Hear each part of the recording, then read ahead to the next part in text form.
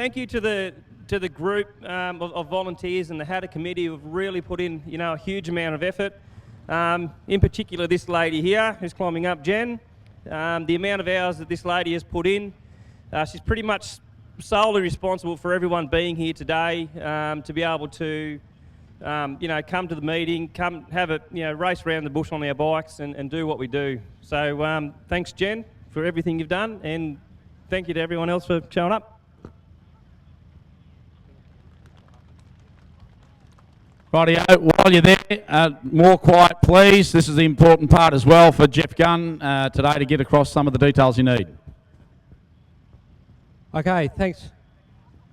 Thanks, Johnny.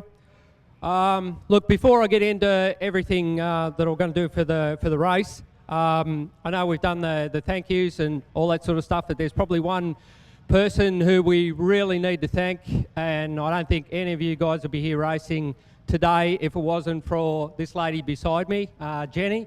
She's done an absolute power of work this year to get the thing across the line so that you can all come and have a race. So I think she deserves a big round of applause before we get into it. Thank you.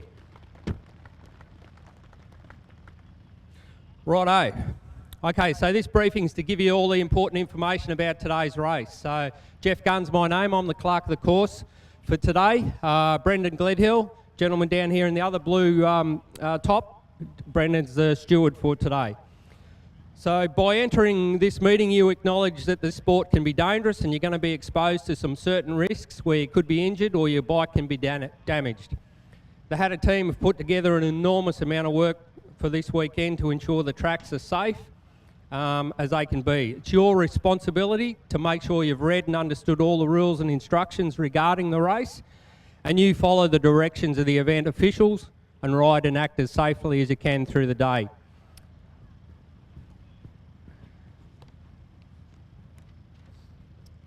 For today, right down the back behind me, across beside the road, is the big white first aid area. So any of the injured riders or returned riders that need assistance for you and your crew, they will be taken care of down there. So we've got a huge team of doctors and nurses and emergency recovery crew for today, so I'm sure you'll be well looked after. Also down that area is the bike recovery area, so that will also be located down in that part as well. Please note today there's no smoking or alcohol in the pit area, so that's for everyone. All the tracks, as I went through with you yesterday, are clearly marked out there. Now, you really need to take notice because there's a lot of different potential ways to go. So those red directional arrows, the red circle or on the drums is a danger, and the red cross is the wrong way. So they're all clearly marked and they're all the way around the track. Again, no tear-offs for today, and very important, do not ride on the crop, please. The track length for this year is 38 kilometres long. Total race distance is 8 laps, or 4 laps for the ladies doing the 4-lap part. The pit area, for those who haven't raced here before, the main 6 or 8 metre wide section right through the middle, that's a full-on race lane. So that's full noise in there. The 6, when you come into your pit, there's a 4 or 5 metre transition lane. That's where you pull off, slow down, and then there'll be a 2-3 metre section in front of your pits, and that's obviously walking pace in there.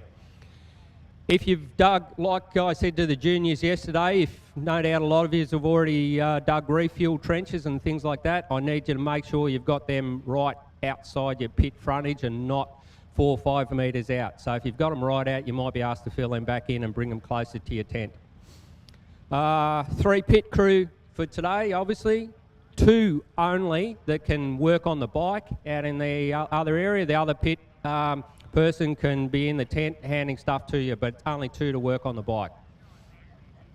For those of you who are pitted near the numerous corners through the pits, I know they berm up all throughout the day, so please don't jump in and out of the berm areas. If you know your pit's in there, please pull off beforehand or go out after the berm.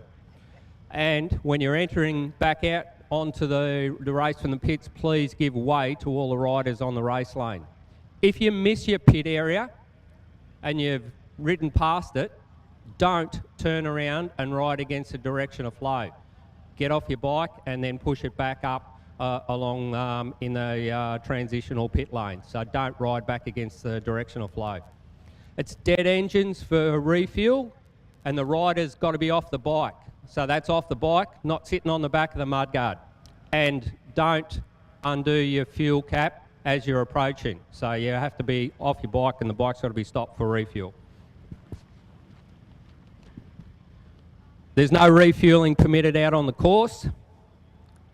If you break down during the race, please stay with your bike. There's about 70 outriders that are constantly cruising around today and a heap of recovery crew. So you need to stay with your bike, please, when you break down. The bikes, as I said, recovery will be brought back down to the end there. Your crew can pick your bike up. If you're able to get it back to your pit and get it going, you're quite welcome to rejoin the race. Obviously, you've got to redo that lap, but if you can get your bike going again, you're able to keep going. Please note for today, if you come across any official or outrider that's showing or waving either a yellow flag in through the pit area or a high vest viz out on the track, you must slow down and don't overtake in that particular area, because it's a fair chance that there's going to be an injured rider in front of you or around the corner, or the track has deteriorated and there's a danger ahead and we might have to do a change. So please take note of that. As I said, there's 70 outriders all the way around the track today, so for monitoring your safety and for any indiscretions that might happen out there. Lap scoring area is behind me here, so that's the transition. On the lead into that, there'll be a yellow flag, so it'll be obviously single file as soon as you hit the yellow flag, and as soon as you've exited, you're right to go. If I need to stop anyone or have a talk to you, just after that point will be the spot that I'll do that.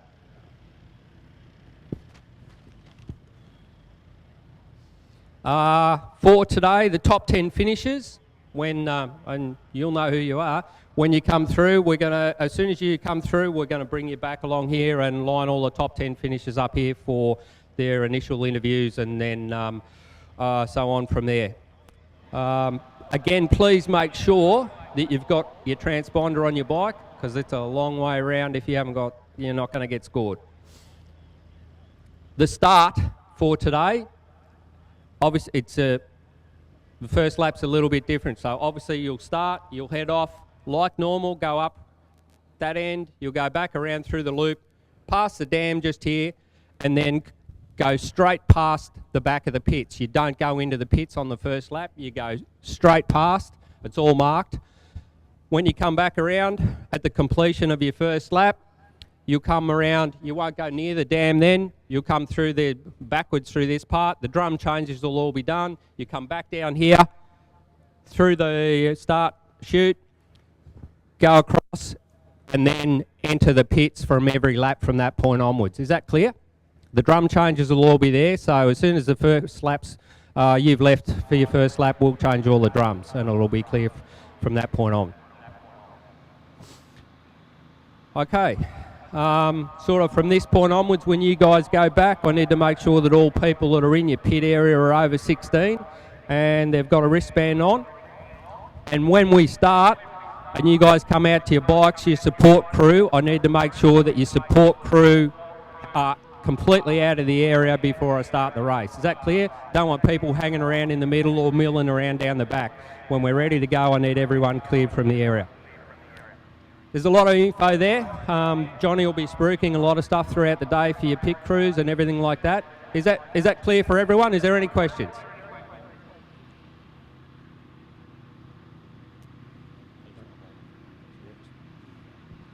Right, I'll just pass you back to Johnny then. Have a good day and ride safe. Right, guys, before you move, can I just make a quick point, all right? This event's successful because it's people like yourselves that come to compete in it and look after what we do and follow the rules. On behalf of the club, there's one more group that I want to thank, and that is each and every one of you for coming along and being not only part of the race, but having to be put through the ringer with things like masks, having to get permits organised to get in, particularly those that have travelled distances from interstate to do what they need to do. To give you an example of how dedicated you guys are, we have one guy who got his permit through at 8:30 last night, turned up this morning for scrutineering and sign-on. Okay? That's the dedication that each and every one of you do to race an event like that. The club wants to acknowledge that and wants to thank each and every one of you personally for making the event the success that it is. Yes, I know some of the numbers dropped away because of things that happened that are beyond our control, your control, or anyone else's. But the fact that you've all survived this and you're doing what you've been asked to do, continue to turn up and support events like this to give us some normality back in our lives is so important. So the club would like to thank each and every one of you for your dedication and your determination to come back to being something normal and competing again. Okay? I say that on behalf of the club to each and every one of you, and I mean it. Safe day out there. Enjoy your day. Let's get back to doing what we love so much and racing with what we need to do.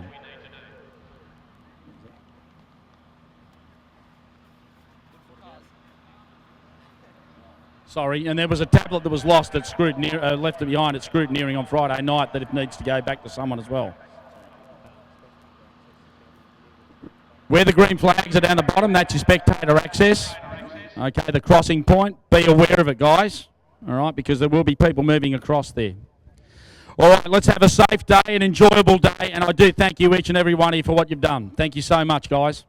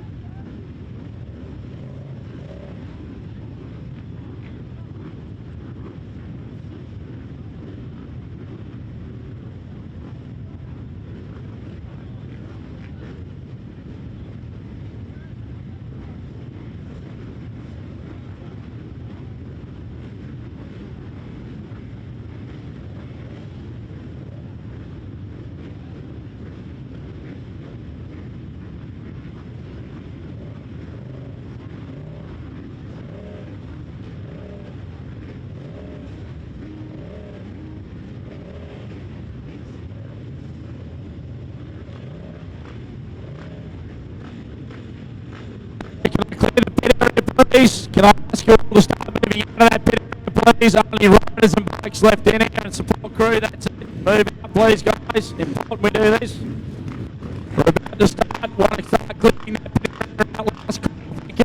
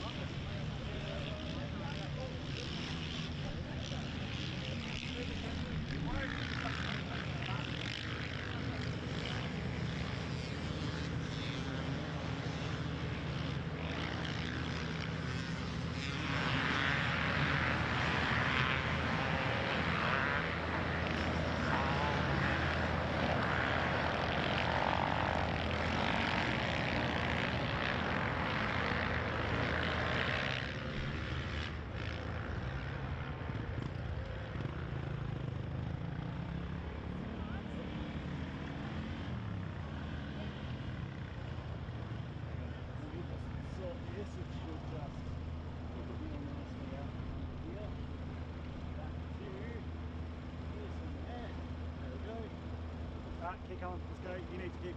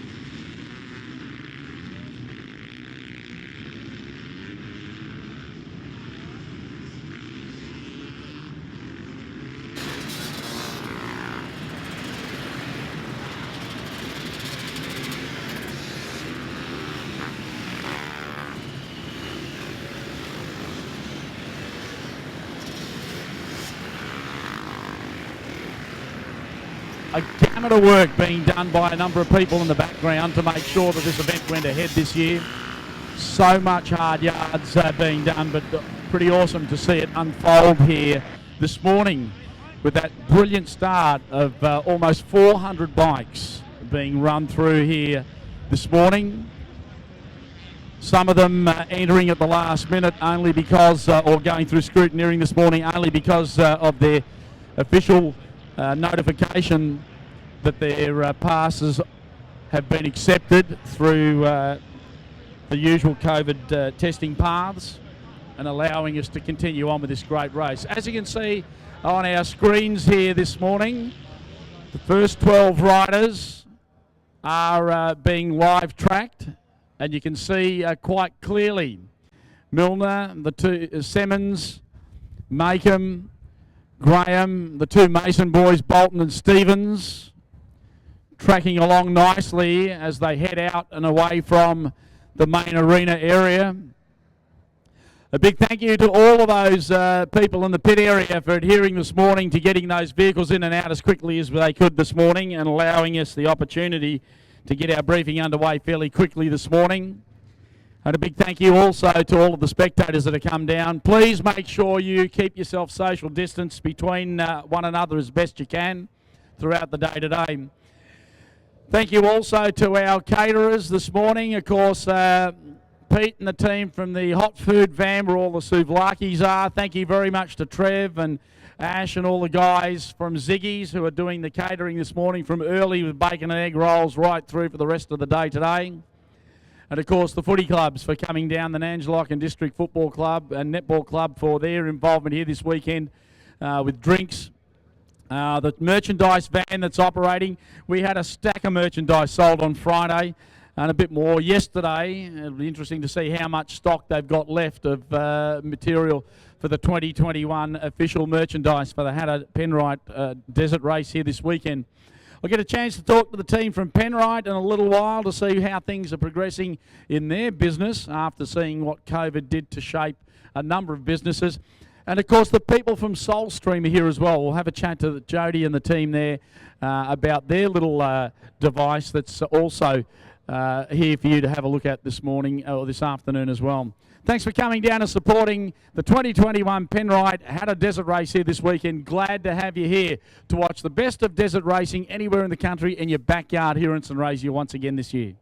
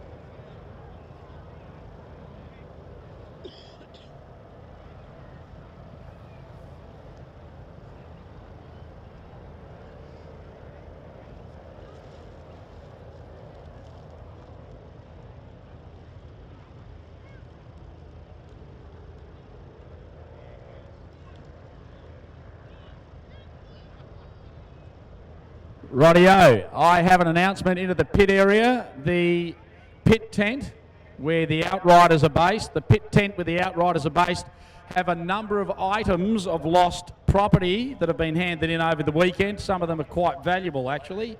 So if somebody's lost something and they feel that it's that they'd like to be reunited with it, some of those items have been retrieved. They are down at the pit tent where the outriders are based. If you want to go down and have a chat to the guys down there, we may be able to reunite you with some of your items, which, as I said, are either menial or I know there was like a bark lever protector thing that was handed in, right up to some fairly valuable items that got handed in as well over the weekend. We will reunite you with them if they are yours. Down in the pit tent where the outriders are based, guys, is where they're all there.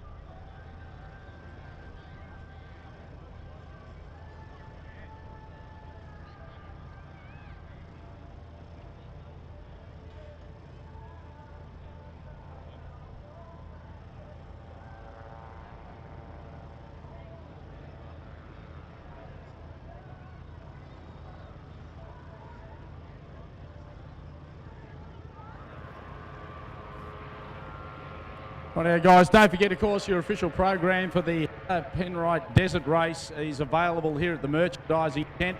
A little bit of gear left behind for short sleeve shirts and the likes for your kids. Stubby holders still available as well. Down here at the merchandising tent, if you're chasing something as a memento of the 2021 Penrite at a desert race, down here is where you'll get them from. Only official merchandise that you can buy for the event is here. Don't forget, of course, to log on when you come down to make your purchase. Stubby holders and programs available, and a little bit of merchandising still left in the van for kids as well. Great to have you down here and looking after the race for us and enjoying the great race here this weekend.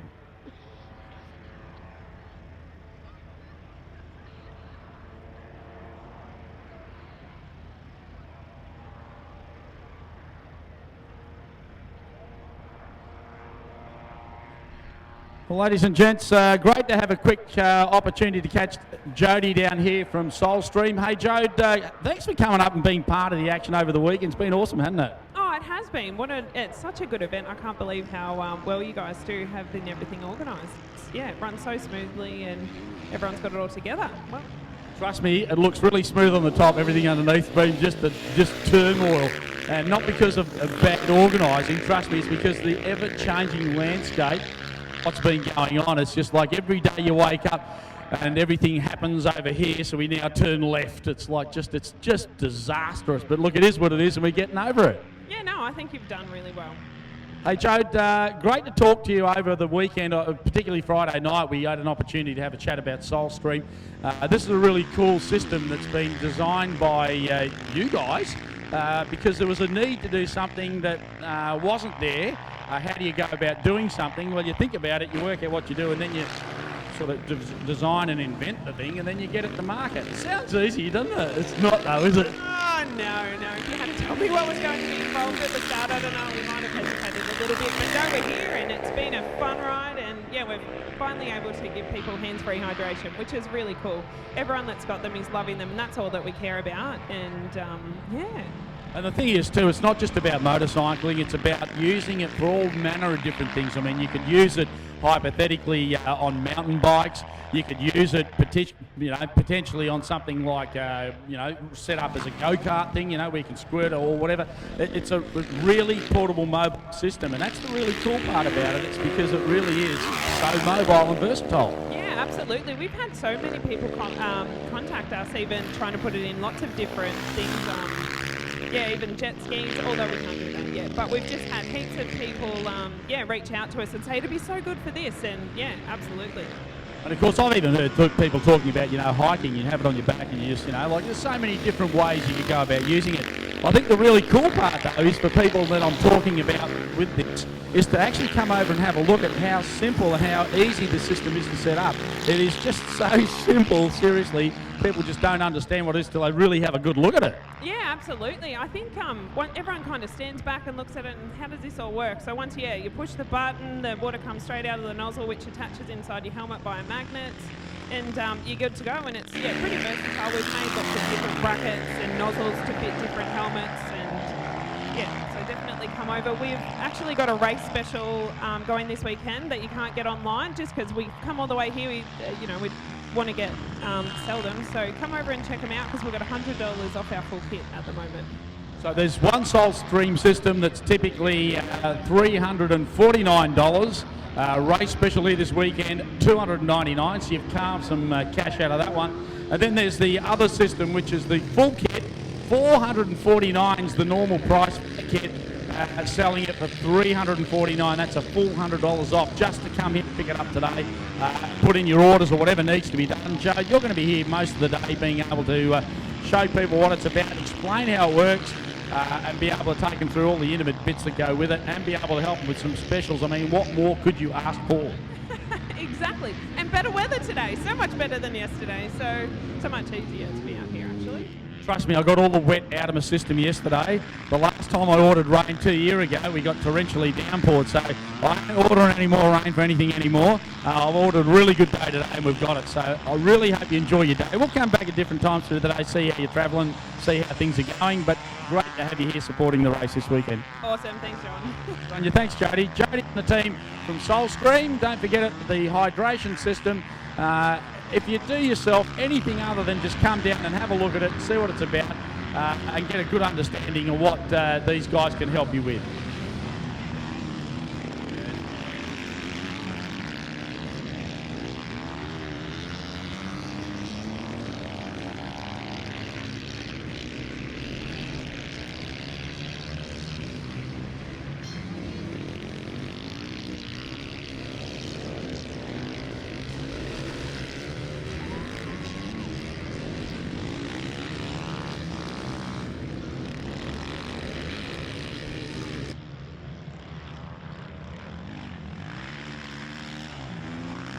Well, it's funny how you walk around and you bump into people. And I've just bumped into Jared from Penrite. Hey, Jared, great to have you down here yet again, not just supporting the race, but coming down and being part of everything that goes on with it. And I also love catching up with you to find out what's been going on. So first things first, thank you so much for Penrite coming on board and being, again, a naming rights sponsor here this weekend. Yeah, thanks very much. It's once again great to be involved with the event, the community, and obviously the club. And yeah, thanks for having us again back. How great was Friday night, if we do a bit of a recap? Friday was awesome. I mean, yeah, we had some pretty ordinary weather. We got some light showers that came through, but it was phenomenal, the amount of people that rolled in. Yeah, look, from a community and I guess an activation point of view, it was fantastic. Yeah, a little bit chilly, but you know, it's just good to get everyone back together again. And obviously, in this COVID world, it's good to have the opportunity to actually have an event. So thanks for all the club that's to get it going again. And of course, it was really, I know it sounds terrible, cruel, or whatever you want to call it, but it was funny to watch the guys in the wheel changing comp because everybody had their hands in their pockets and they were freezing. And these guys had frozen fingers trying to put chains back on sprockets and things like. I did not envy them, but trust me, the $500 from Mallee Motorcycles came in very, very handy for them. Yeah, look, I mean, the Mallee guys do a great job, you know, for this community, and yeah, you're right. She was a bit chilly, and there was a few people, I think, in the car heater on the way home warming up. But it was really cool to also see so many people hanging around the Penrite area actually having a look at what you guys have brought with you, talking about different things that they require from lubricating points of view and all manner of bits. It was great to see the team from Penrite moving about and chatting with everyone. Yeah, sure. We obviously you know, do a wide range of products. Obviously, we blend here in Australia, both in Victoria, where I'm based, and we have some other guys across here from South Australia, and obviously our other blending plants in Queensland. So yeah, we do a wide range of stuff. I think there's about 550 products at last recap. So that includes, you know, construction stuff, mining stuff, your regular daily drivers, your motorcycle products. Obviously, as you know, we're pretty heavily invested in the motorcycle stuff because the family behind Penrite are very active racers themselves and have been for a long period of time. So it's very much a passion for us. So yeah, so the guys are here. I'm here. Not that I'm probably the best product guy, but the rest of the guys are here and have a chat with the team until they can answer any question you got. And Jared, yesterday we had our junior division. We had our small and big wheel classes. We ran well, participated with competitors and spectators that came down out to this remote area to actually watch all the racing.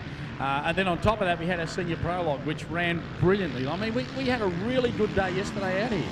I was, yeah, because we've had a bit of a gap from last year, I was surprised that seamless had actually ran, and that's obviously a testament to how well the club put it together and the officials that really make it happen, and obviously the volunteers, you know. So it was really good to watch, and I know we brought David Reynolds up from our supercar driver, and it was actually his birthday when we dragged him up yesterday, but he had a great time, and it's the first time being here, and he said he'll be back next year. He actually joked, said, I should get on a bike next year, so I don't know how that'll go, but we'll see what happens.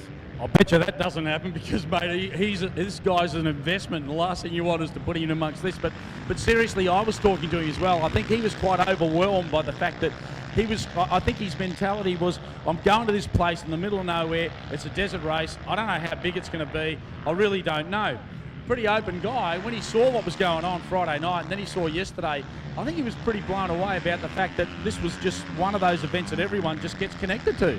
Yeah, obviously he's an Albury-based boy when he grew up, so he's a bit of a country kid anyway, so he really likes community-based things. He's obviously been involved from a young age from his father and the go-karting area. So, and then obviously through different aspects of motorsport. But when he was coming up with the guys yesterday, they were driving up. He's like, "Where is this bloody place?"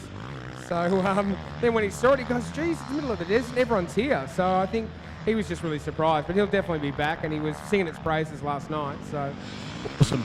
And today, of course, we're back here for the main race, and the guys are out there cutting laps as we speak.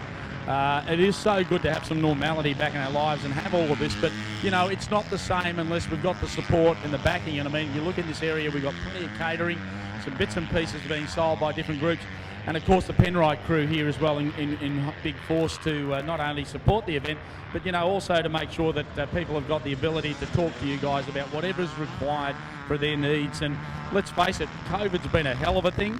It locked people down, but it also meant that people could start doing things in their own backyard, and the fact that they can buy materials that are made in the country here, not have to wait for it to be imported or hold-ups with transfer of containers and things.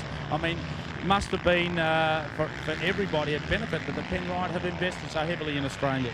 yeah, I think I said to you the other day, we're a bit lucky in the fact we're obviously an Australian-owned and operated company, and we do hold a lot of stock, obviously raw materials, you know, which has been really beneficial to us. But yeah, COVID's been obviously a big impact on everyone, and we've been probably a little bit insulated because we did, I guess, better prepare, and we are local. So yeah, but we did actually find a lot of people were actually quite busy in the gap with projects and bikes, and I think record sales for most bike manufacturers. So you know, it'd be good to see everyone back out there in the next couple of years, and maybe next year a few more entrants here.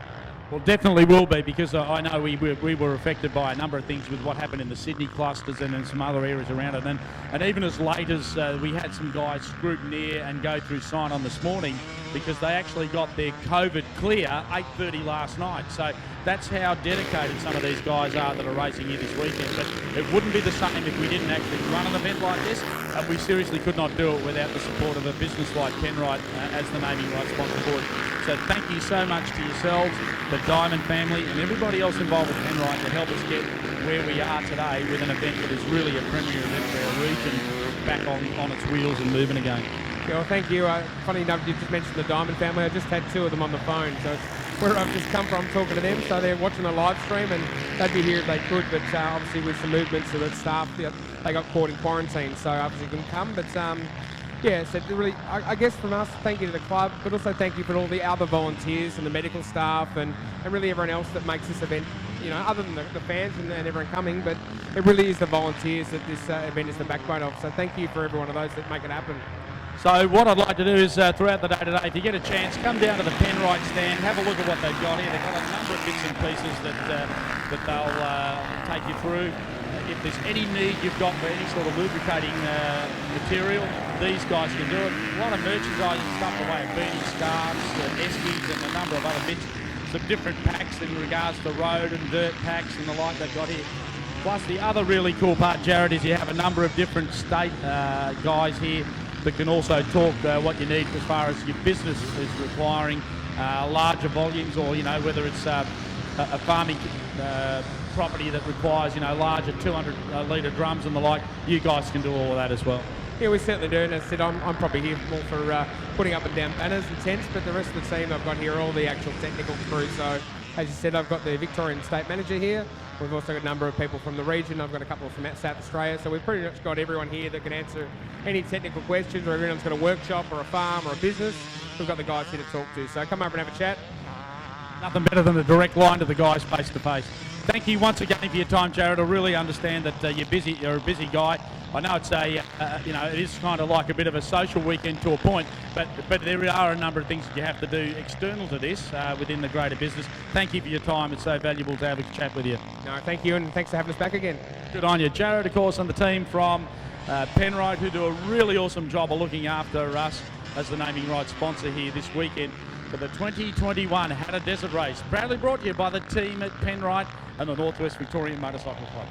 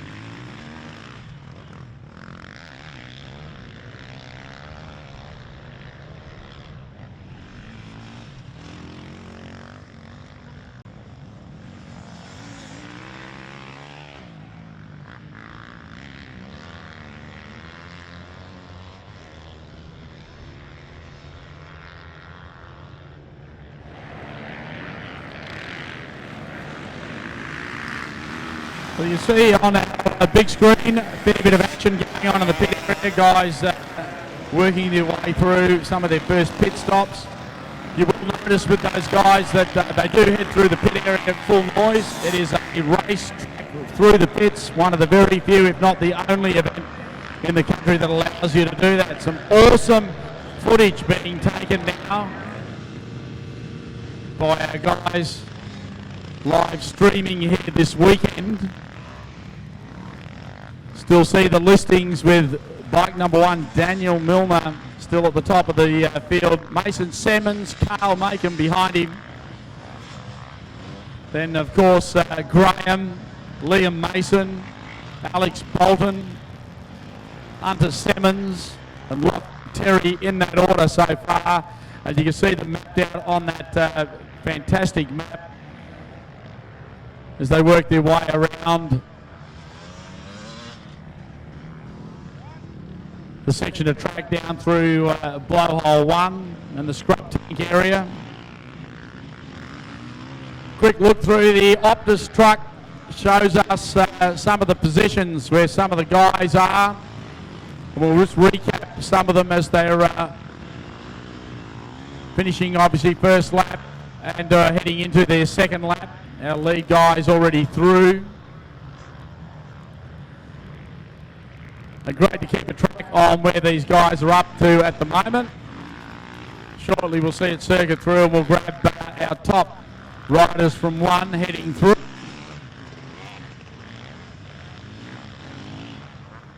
Plenty of data being transmitted across. And a big thank you to the team from Optus for your involvement here this weekend. Optus helping to power the event here this weekend. And they do a power of work down here with us to ensure that everything is covered off for the event here. Roughly 7 laps to go for some of these guys in this listing now.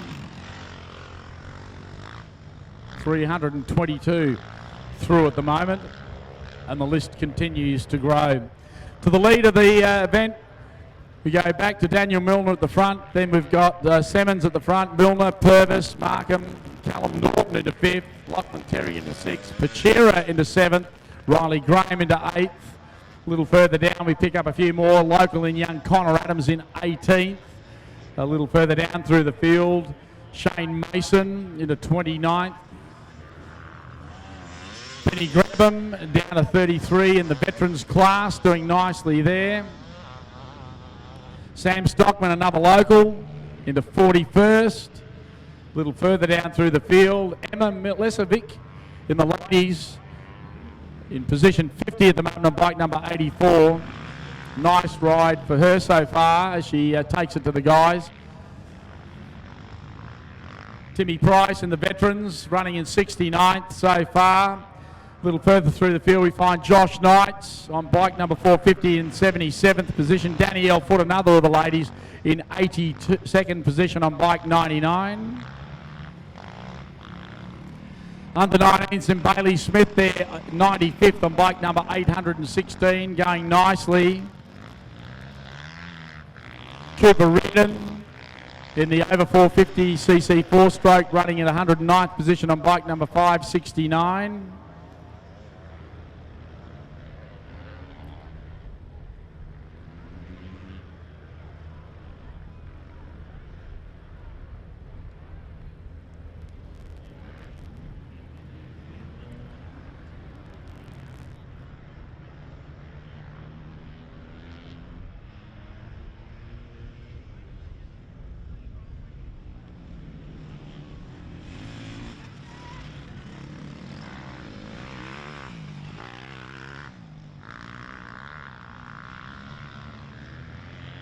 Don't forget, guys, over the weekend we've had a number of items handed in that have been lost either on Friday night or Saturday yesterday. And they're the Outriders tent. So if you've got an item that you feel you've lost over the weekend, if you want to go down to the Outriders tent, some of those items are down there for you to be able to collect. And just to give you an example, we've had so many handed in because there are so many honest people out there that find things. We've just had a phone handed in only a little while ago, and believe it or not, we weren't even able to make the announcement with it because that phone had been handed in. The owner's been reunited with it back at the merchandising area. So a big thank you to that young couple that found the phone and did the right thing and handed it in. Thank you so much for your honesty, and that's exactly what we've been seeing over the weekend. So thanks again to that couple that did that. And, of course, big thank you to all those people that have been handing items in. And some of those items, as I said, are still there for collection down at outrider tent area, down near the pit area.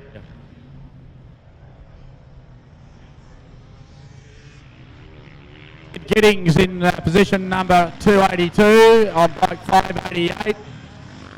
So 282nd for Jed Giddings at the moment out there, powering away on the Sherco.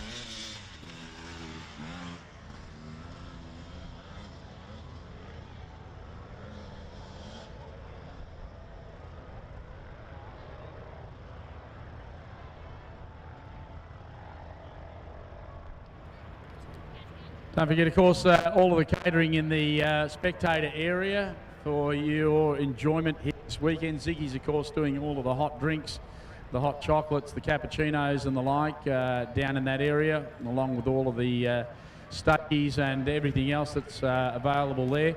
And how good do those souvlaki smell coming out of Pete's van down there? Unbelievable. They are to die for. Best souvlakis in the region are coming out of that van there this weekend, here for your enjoyment at the 2021 Penrite Oils Hattah Desert Race here this weekend.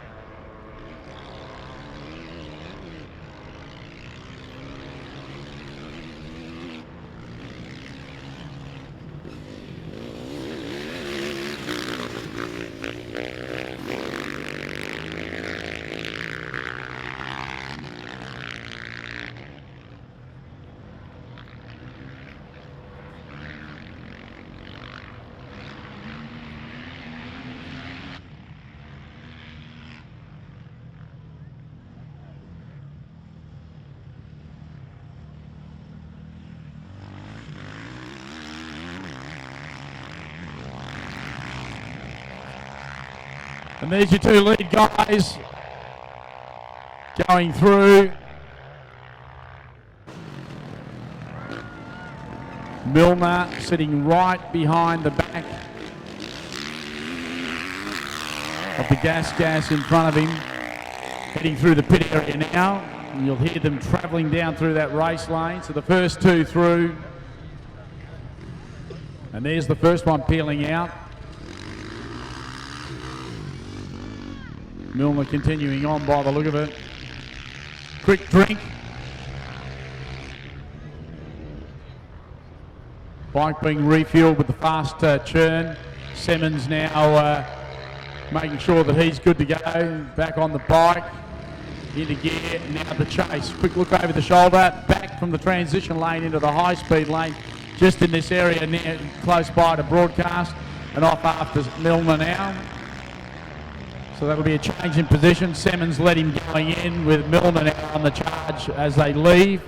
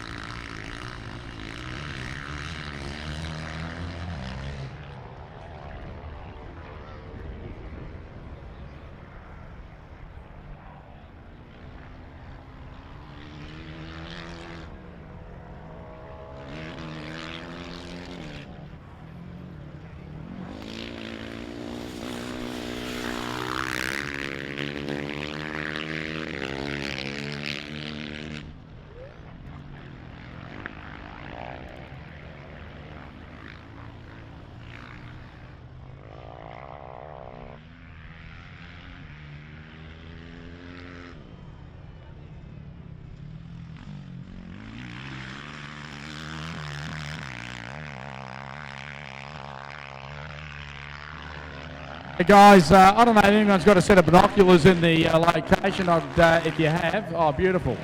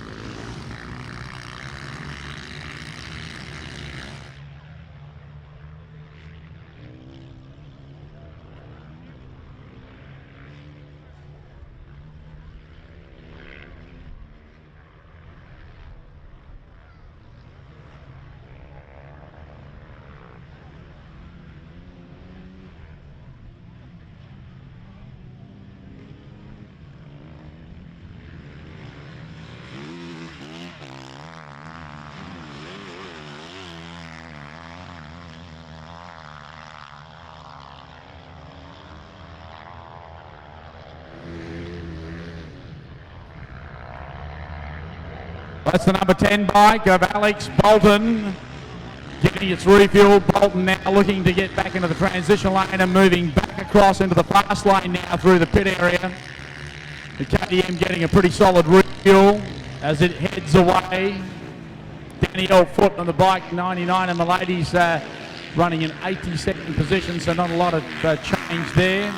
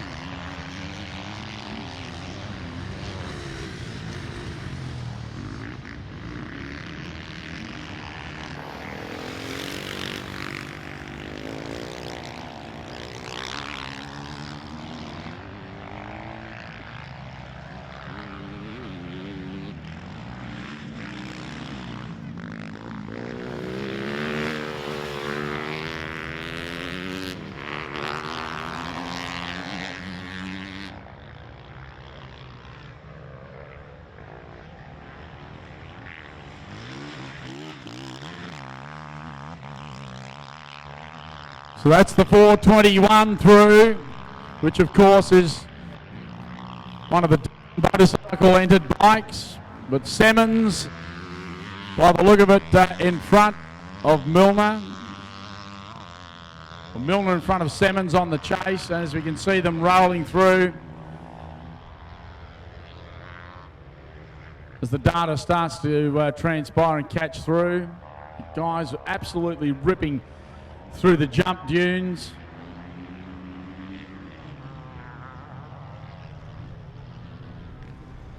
Milner making great ground now. Simmons on the charge behind him, and the reason for that is because Simmons obviously fueled in that last lap as he went through.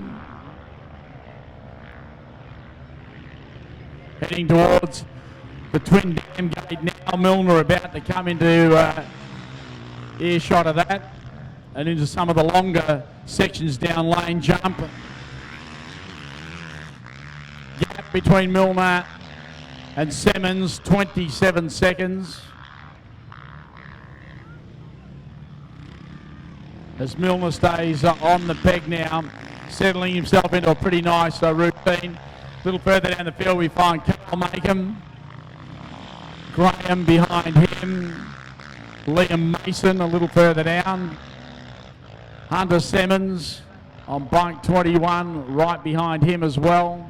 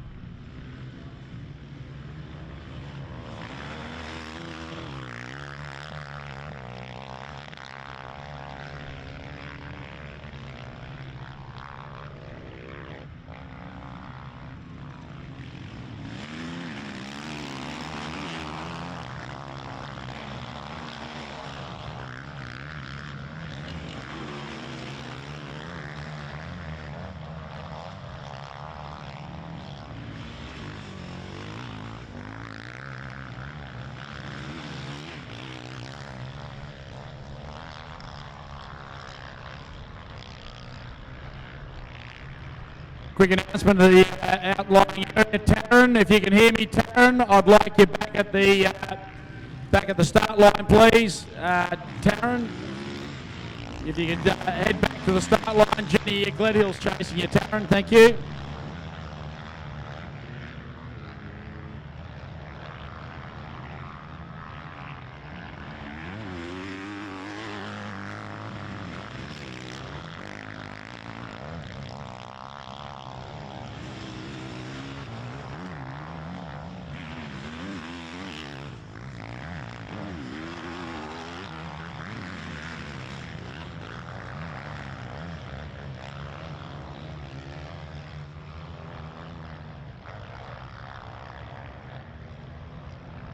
Championships are won and lost on and off the racetrack.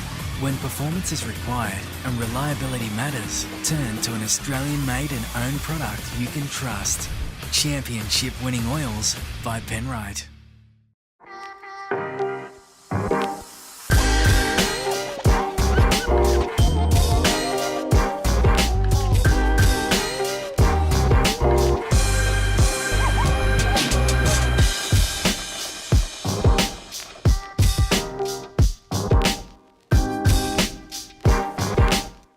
Championships are won and lost on and off the racetrack. When performance is required and reliability matters, turn to an Australian-made and owned product you can trust. Championship winning oils by Penrite.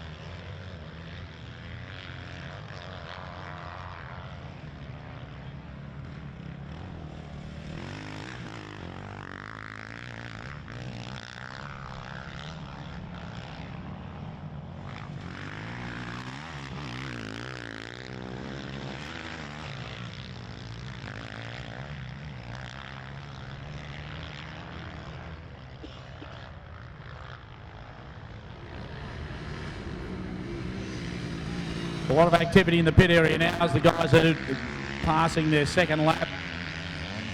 Refuels well on the way. Typically 2 laps to a tank as the guys get themselves organised. You can see a little bit of activity down there in that KTM. Goggles ready to go. Quick refuel for the bike and rider. And again, from that park area where they're using those enviro mats, it's an important part of what we have to do with refuel. For the enviro mats to catch any of the material that does drop. And then out into the slower transition lanes to move across to the fast lap lane through the centre.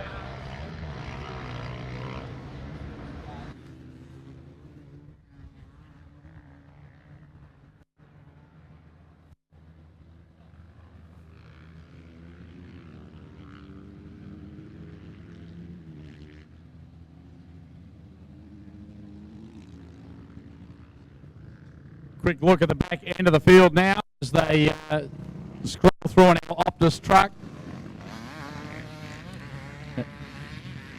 Meg Pitchford, bike number 73 in position 330 in the ladies class. Daryl Thompson, bike number 770 in the Masters class, running in 345th place. With Rachel Dissent there as well, and Brooke Loney and Angela Sorrell behind one another in the ladies' heat. Front end of the field, though, as we have a quick look now, see Simmons, Milner, Purvis, Norton, Markham, Terry, Bolton, Pachira, Graham and Mason in that order from 1 to 10.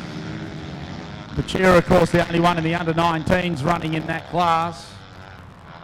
And smack bang in the middle of that grouping there. Watching the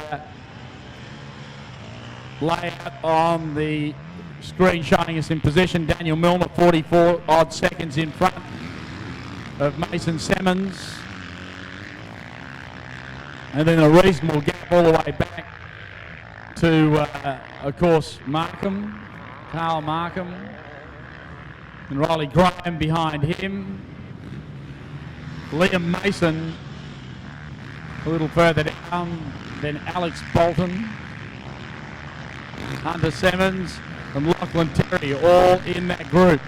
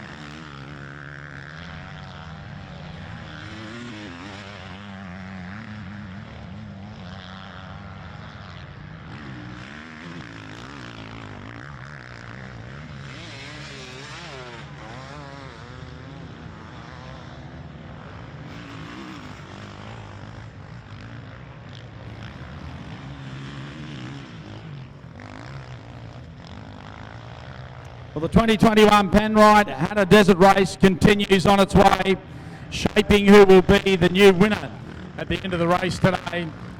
But as you can see on our screens here this weekend, showing us all the data that we need and moving it across under the banner of Penrite, the naming rights sponsor, and of course Optus helping to power the event here this weekend.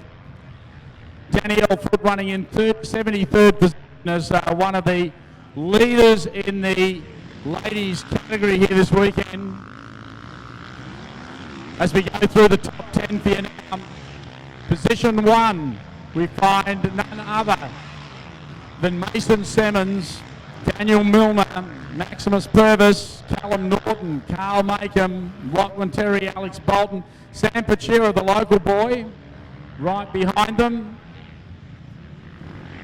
Emma Milicevic in the ladies class in 47th, powering away beautifully. Sammy Stockman also in the over 450cc 4-stroke class running in 39th. Another great effort for one of the local guys here. As we charge through the rest of the field, we find in position number 60 Mitch Finlay. In position number 75, Will Edward running in the 251 to 450cc 4-stroke class on bike 425. Maddie Healy running in position 86 in the ladies class. A little further down the field we find young Thomas Griffin in the veterans, bike number 631, 99th position. All of these guys charging through. Luke Woodbury, a name synonymous with motorcycle racing in the Woodbury family, and bike number 503 running in 113th. A little further down the field we now find Cody Mangles in position 1, number 135. Position number 150 taken up in the Masters class by this name in Peter Shadbolt, been around for a while racing, and now on the 707 in the Masters class. Push a little further down, we find the 165 of Damon Cupsis.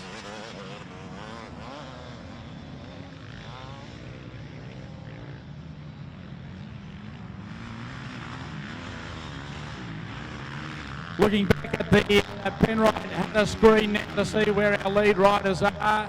Milner still in front with Simmons on the chase behind him. Mason Simmons, a 53-second gap between himself and Daniel Milner. And that came about, that change, based upon Milner continuing through the pit area, where Mason Simmons actually held and refueled.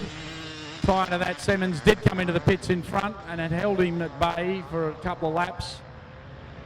But Milner now trekking away nicely and settling himself into a nice pace. Track now starting to open up beautifully. Carl Makem still sitting in 3rd position and rolling himself through nicely.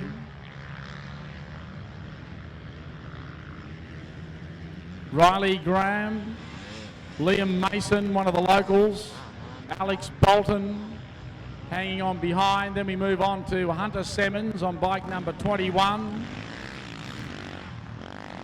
Lachlan Terry in the mix as well.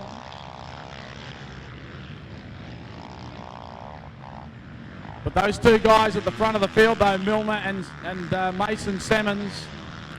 And Daniel Milner, a class act down here this weekend, put down a spectacular prologue time yesterday after our junior events had been run.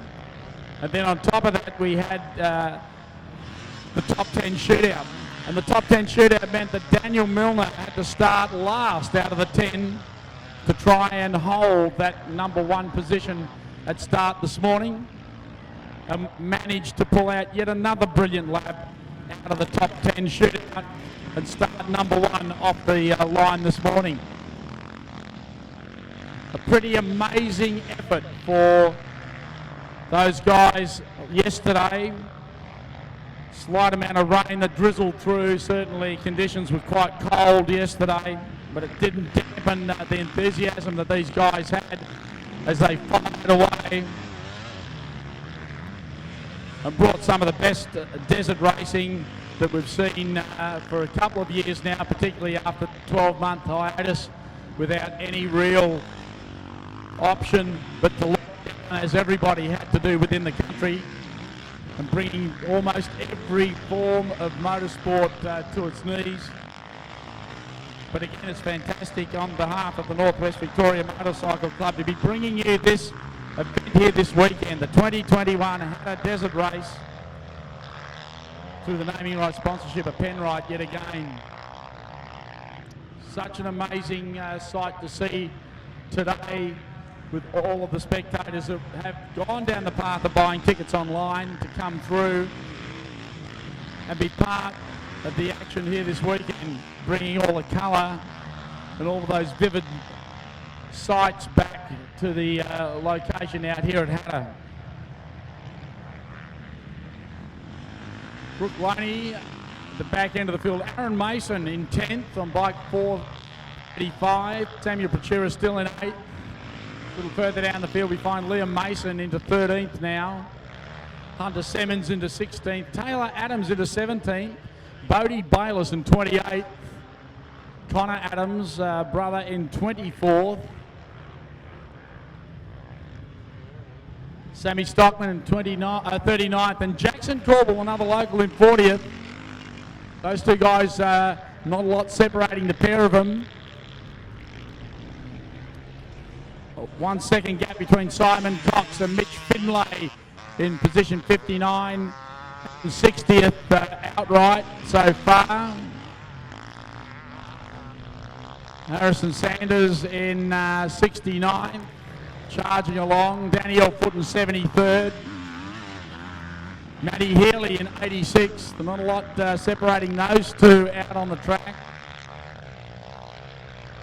Position number 100 held down by bike 4, 649 Devon Brown. The 649 of Devon Brown holding in 100th position so far today.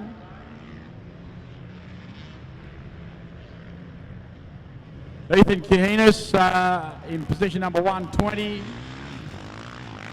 Good ride for Blake Halls at the moment in position number 124. Doing nicely out there in the outlying areas of Hattah. Some spectacular footage being taken by our streaming team here this weekend. Pretty awesome effort as we grab all the action from on the floor and above in the air. And good to have everybody logged in live this weekend that can't be here for obvious reasons, be it under restriction or inability to be able to get here this weekend. Being able to catch all the action live here as we have a quick look at the distance between Daniel Milner and Mason Simmons, 59 seconds. And ever changing, not a lot being lost there as the guys still settled into a nice pace.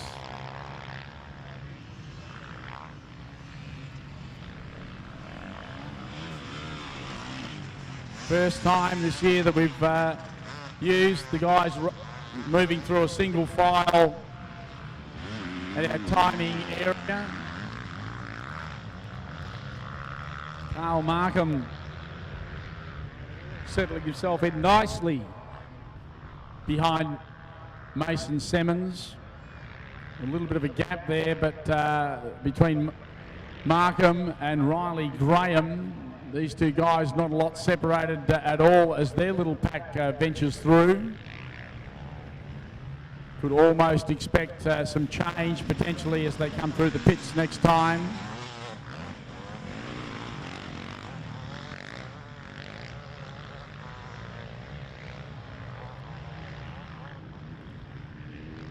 Milner tracking along nicely. Won't be long before we see him in a couple of minutes back into the arena once again for completion of his next lap.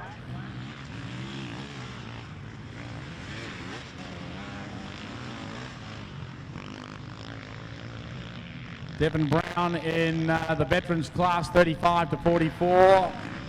Aboard bike 649 in position 100 still and holding that solidly.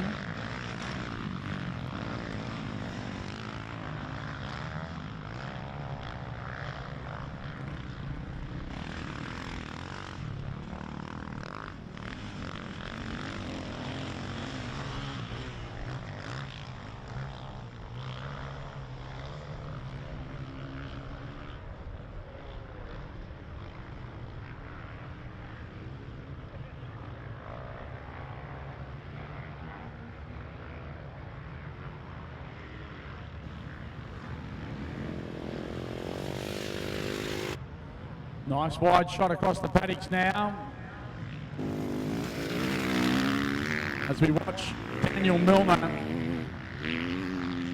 firing through.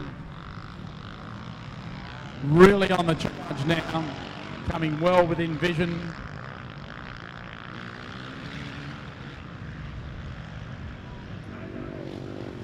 There he is, the number 1 plate. A class act in Milner. As he heads up towards the timing lane, comes off the back turn. And here he is, your lead rider, completing yet another lap.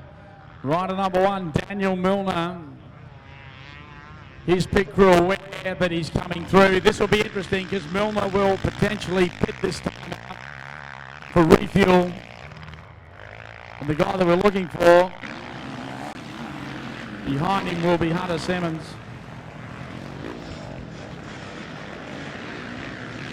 And we'll watch Milner as he enters the pit zone now and cranks his way through. Simmons won't be far behind him. Follow the journey into the pit lane, into the fast lane, and here he goes, he peels off. As we predicted, a refuel, he's off the bike.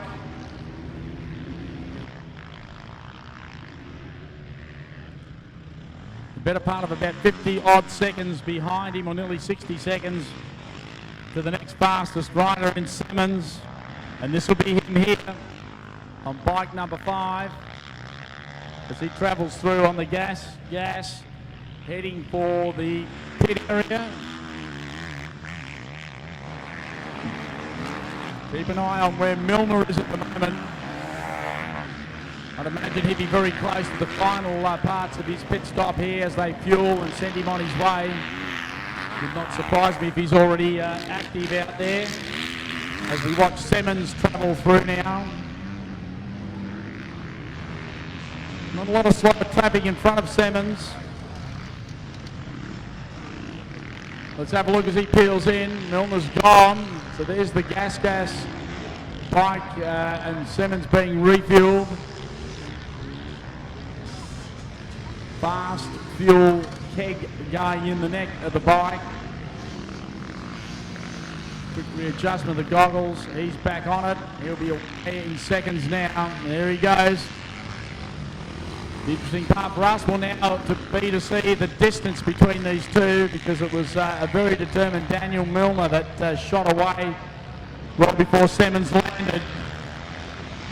The gap previously was a 56 to 58 second in arrears time. Looking now like it's more like 1 minute 10 or 70 odd seconds now between Milner and Simmons. Wait for them to settle into the pace before we get a good look at it. Milner on the fast sections now, heading away from the main spectator area. Simmons still travelling through part of that pit zone and the tighter sections beyond it. Down to roughly 65, 64 seconds between Milner and Simmons.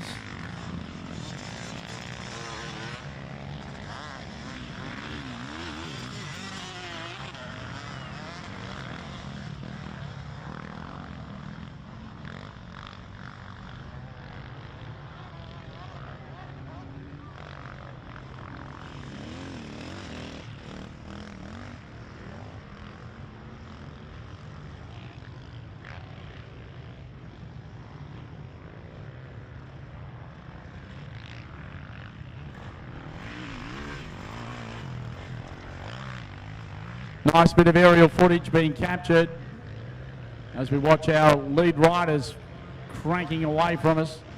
Getting close to the 5K zone now. So 5Ks from the start area.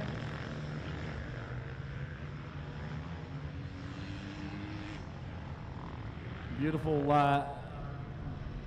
track that's laid out here, and well held by Ken Reid and his team of guys that have been out here working tirelessly to ensure that it's in pristine condition for everybody to be able to charge their way through.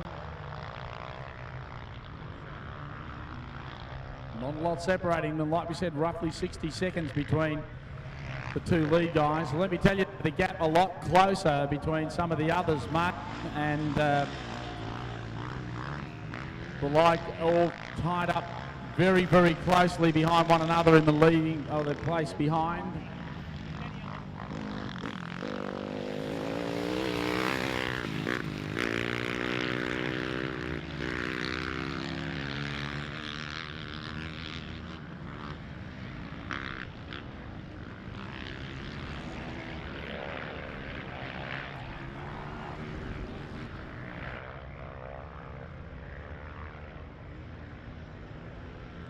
Beautiful footage captured now as they go through the centre single lane. Class 7 bike in the Masters 45 and over, heading away from us. Maximus Purvis and Callum Norton, second and third. Makem and Perry. +1 lap for Makem at the moment. Lachlan Terry, Alex Bolton, Samuel Pachera, Riley Graham and Aaron Mason in that order.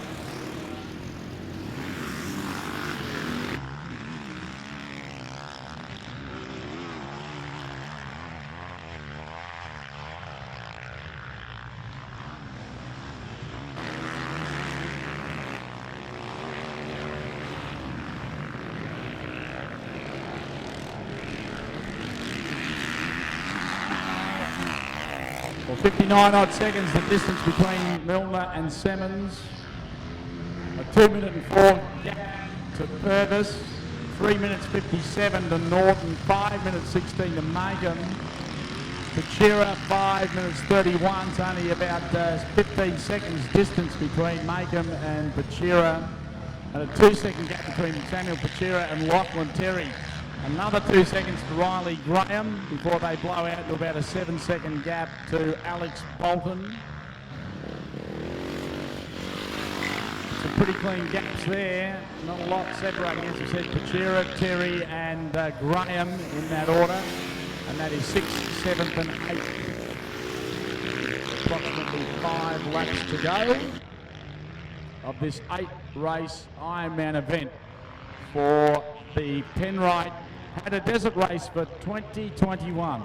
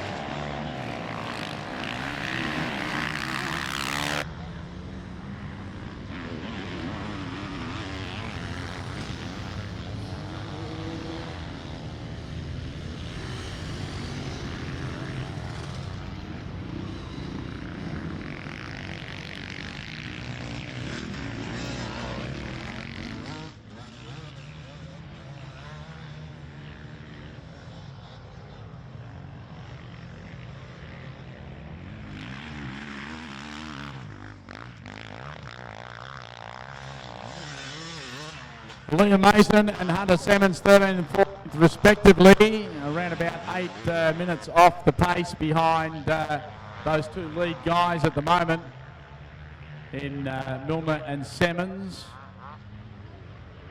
Rory Pachira now sitting in 19th. Taylor Adams just in front of him, with Hunter Simmons in 14th. Jai Dixon in 16th.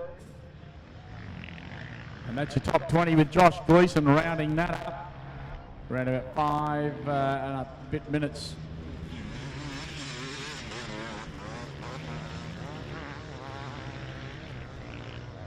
A bit of part of roughly 10 behind them. Go back to the lead group though.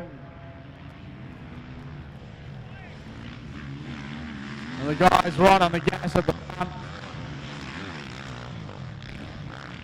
59 odd seconds between Milner and Simmons. Maximus Purvis 2 minutes and 4 behind Milner. Coming down the lane jump, which of course is around about the 10k position right now. Milner at 10. The jump dune, roughly, that's marked on the track at the moment, is approximately 5k's from start. And where Milner's gone through in lane jump now, that's approximately 10k's, or the 10k marker. And you can see Simmons now, Mason Simmons about to get stuck into some of those longer, faster sections that Milner's now completed. 1 minute and 2 seconds, roughly 62 seconds behind Milner is Simmons. Not a lot separating. They've set it into a very nice pace. Cal Markham, as we said, a better part of about 4 3/4 or 4 minutes 50 odd behind Daniel Milner. And that's approximately that 5k distance between where they are at the moment, heading to June jump at around about the 5k mark, and Milner and Simmons just beyond the lane jump 10k marker.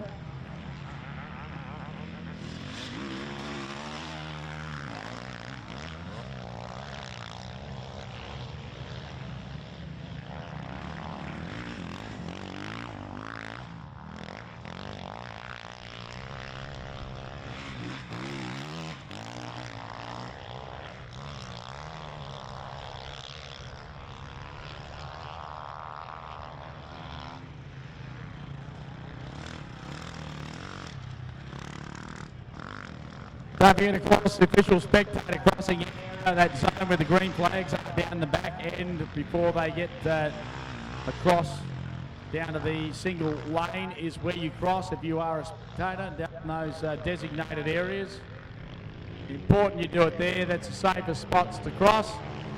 Provides you with great access and visuals to be able to make sure that you're well clear of the competitors that are out on the track at the moment. Ground holding up nicely as we can see some of those fantastic images of spectators looking at what goes on in and around the area of the racetrack here at Hattah. Out on the dunes and that beautiful tent city, which is pit zone for where all these guys are based and set up. Sensational day here out at Hattah at the moment. Temperatures in the mid to upper teens.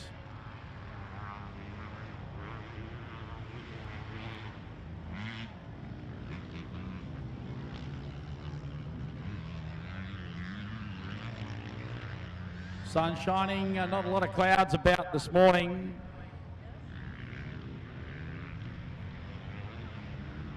Top predicted of 14 today out here.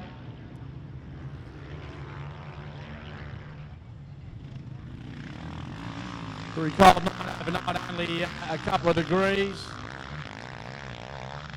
It's certainly retaining the moisture in the track, which is exactly what the riders required today, and that helping to arrest some of the dust out on the circuit for us this weekend. And an amazing effort put together.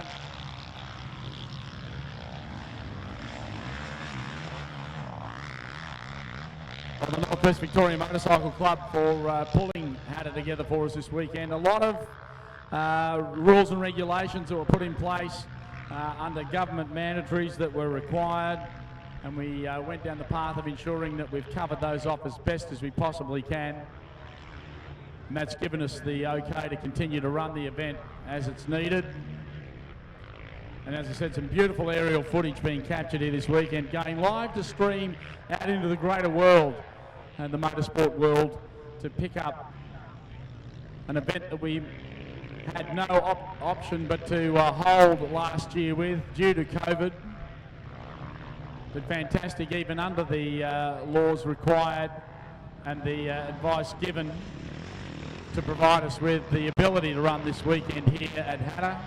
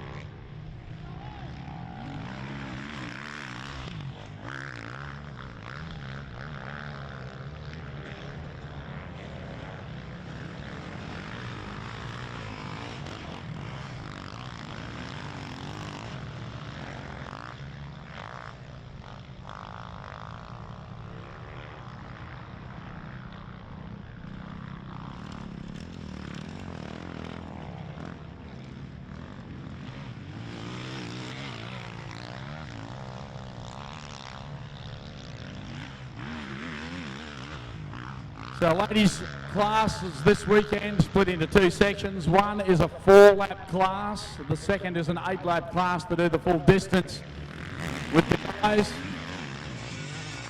Starting to come into the pointy part where, of course, some of our ladies in the 4-lap class will be finishing in a little while.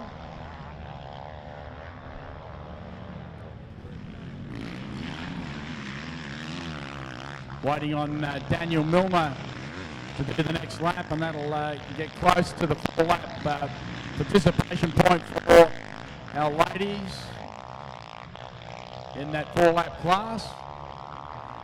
Montana Bartle, Chelsea Bryan, two of the girls that are in that 4-lapper. Meg Pitchford, also in the 4-lapper here this weekend. Natasha Sky, she'll ride 4 laps. Also on the ladies 4 laps, Gabriel Bryan on bike.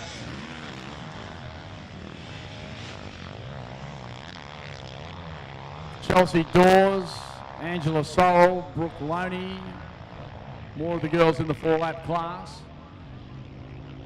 And then that'll bring us back to some of our girls that are riding in the 8-lappers. Pachira into 6th, Terry into 7th, and Graham into 8th. 9th is Bolton. And Riley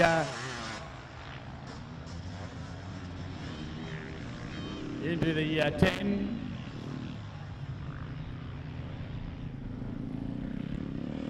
Emma Milicevic in position 39th, the first of our ladies running in the 8-lap class.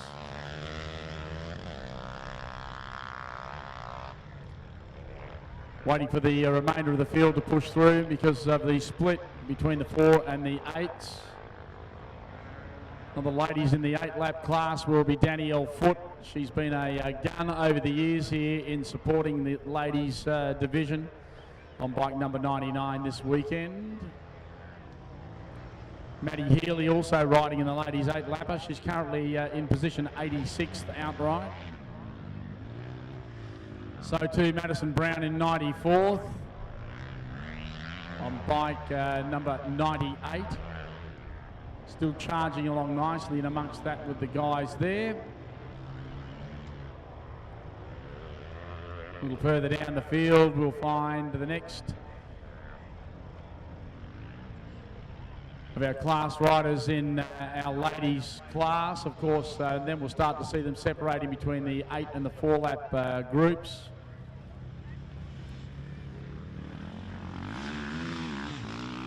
Next to the ladies we'd probably be looking for would probably be, I would feel, the first of our 4 lappers. As the gap between the 2 riders of Milner and Simmons continues to open up. First of the ladies 4 lappers as we picked it, Tegan Hill. In and around about position number 150 odd. So those girls getting close to a finish in that 4 lap category.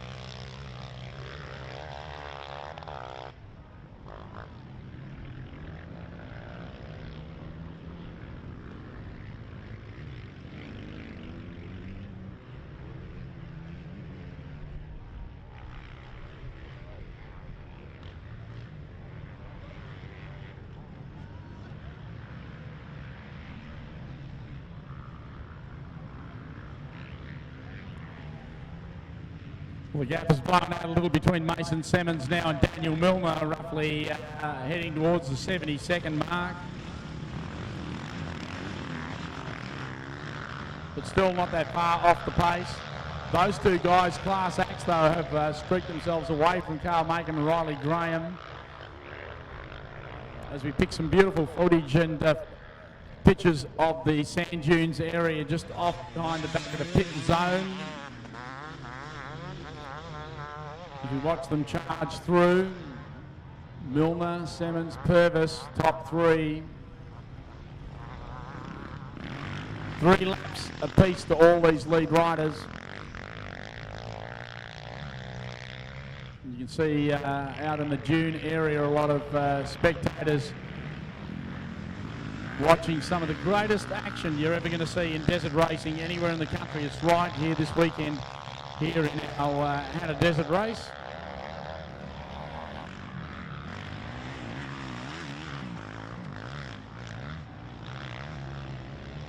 A beautiful red line in amongst the spindly trees.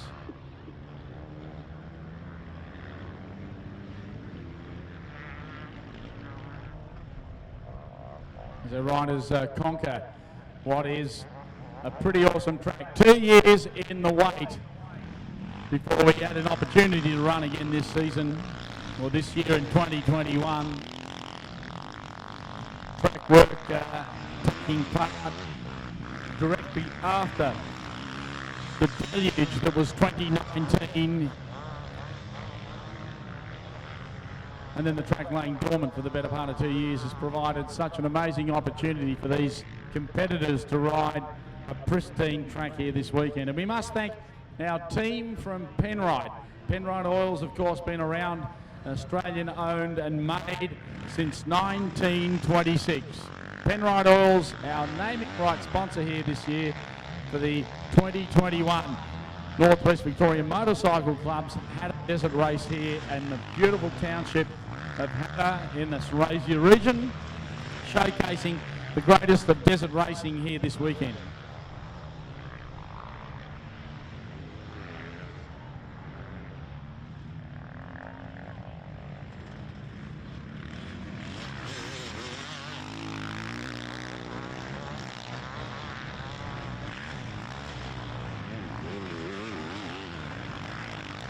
Great opportunity now to sit back and watch some of the beautiful vision coming out of our outer regions here.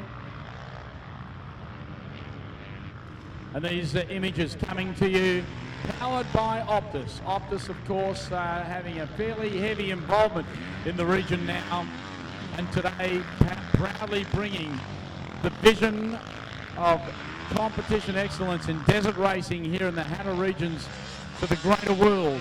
And as I said, the 2021 Hattah Desert Race proudly brought to us by naming rights sponsor, coming to you proudly by the team at Optus.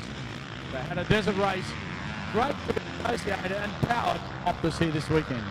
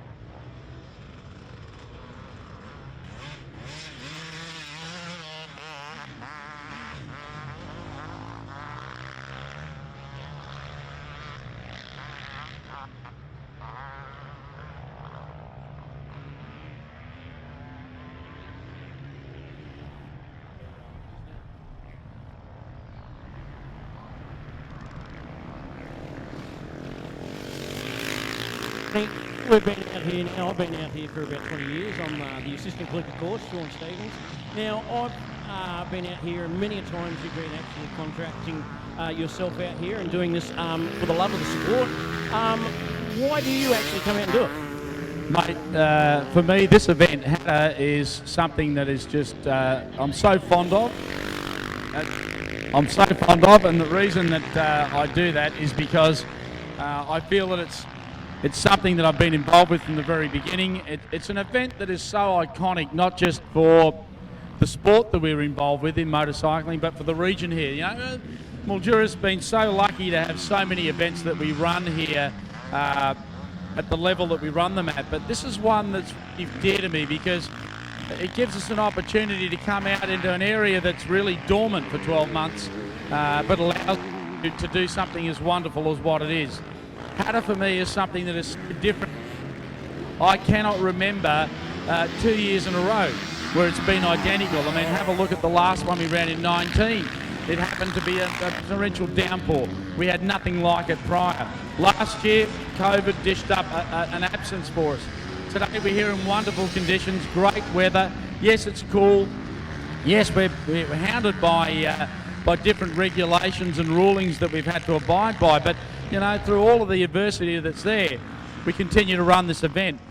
But more importantly, it's about the people that come out and support the event, the people that are involved with putting this event on, the competitors that come back year upon year, some of them every year coming back to be battered and bruised and go away with potentially not even finishing, but we'll come back next year to ride it again. The fact that we see our guys, our young kids moving through, our veterans that have been doing this forever, handing over that mantle, the girls that started doing their own thing and becoming part of this event, and not only seniors but juniors. To see some of the junior development like we did yesterday, of those kids moving from small wheel to big wheel and then transitioning across, and seeing some of them as the stars of today that have come out of those junior areas.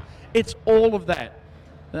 It's a recipe that nobody really knows how vast the ingredients are unless you're really intimately involved with it.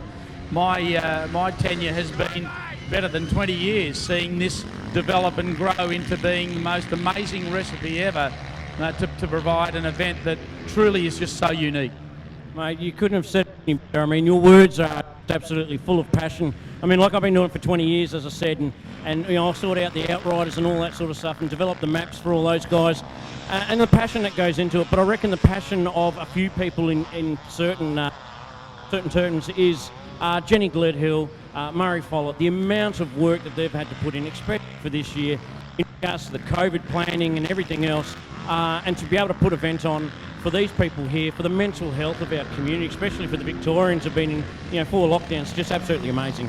And look, you're right, Sean, the dedication of those people saying, you know what, we need to do this. There's a lot of work to be done.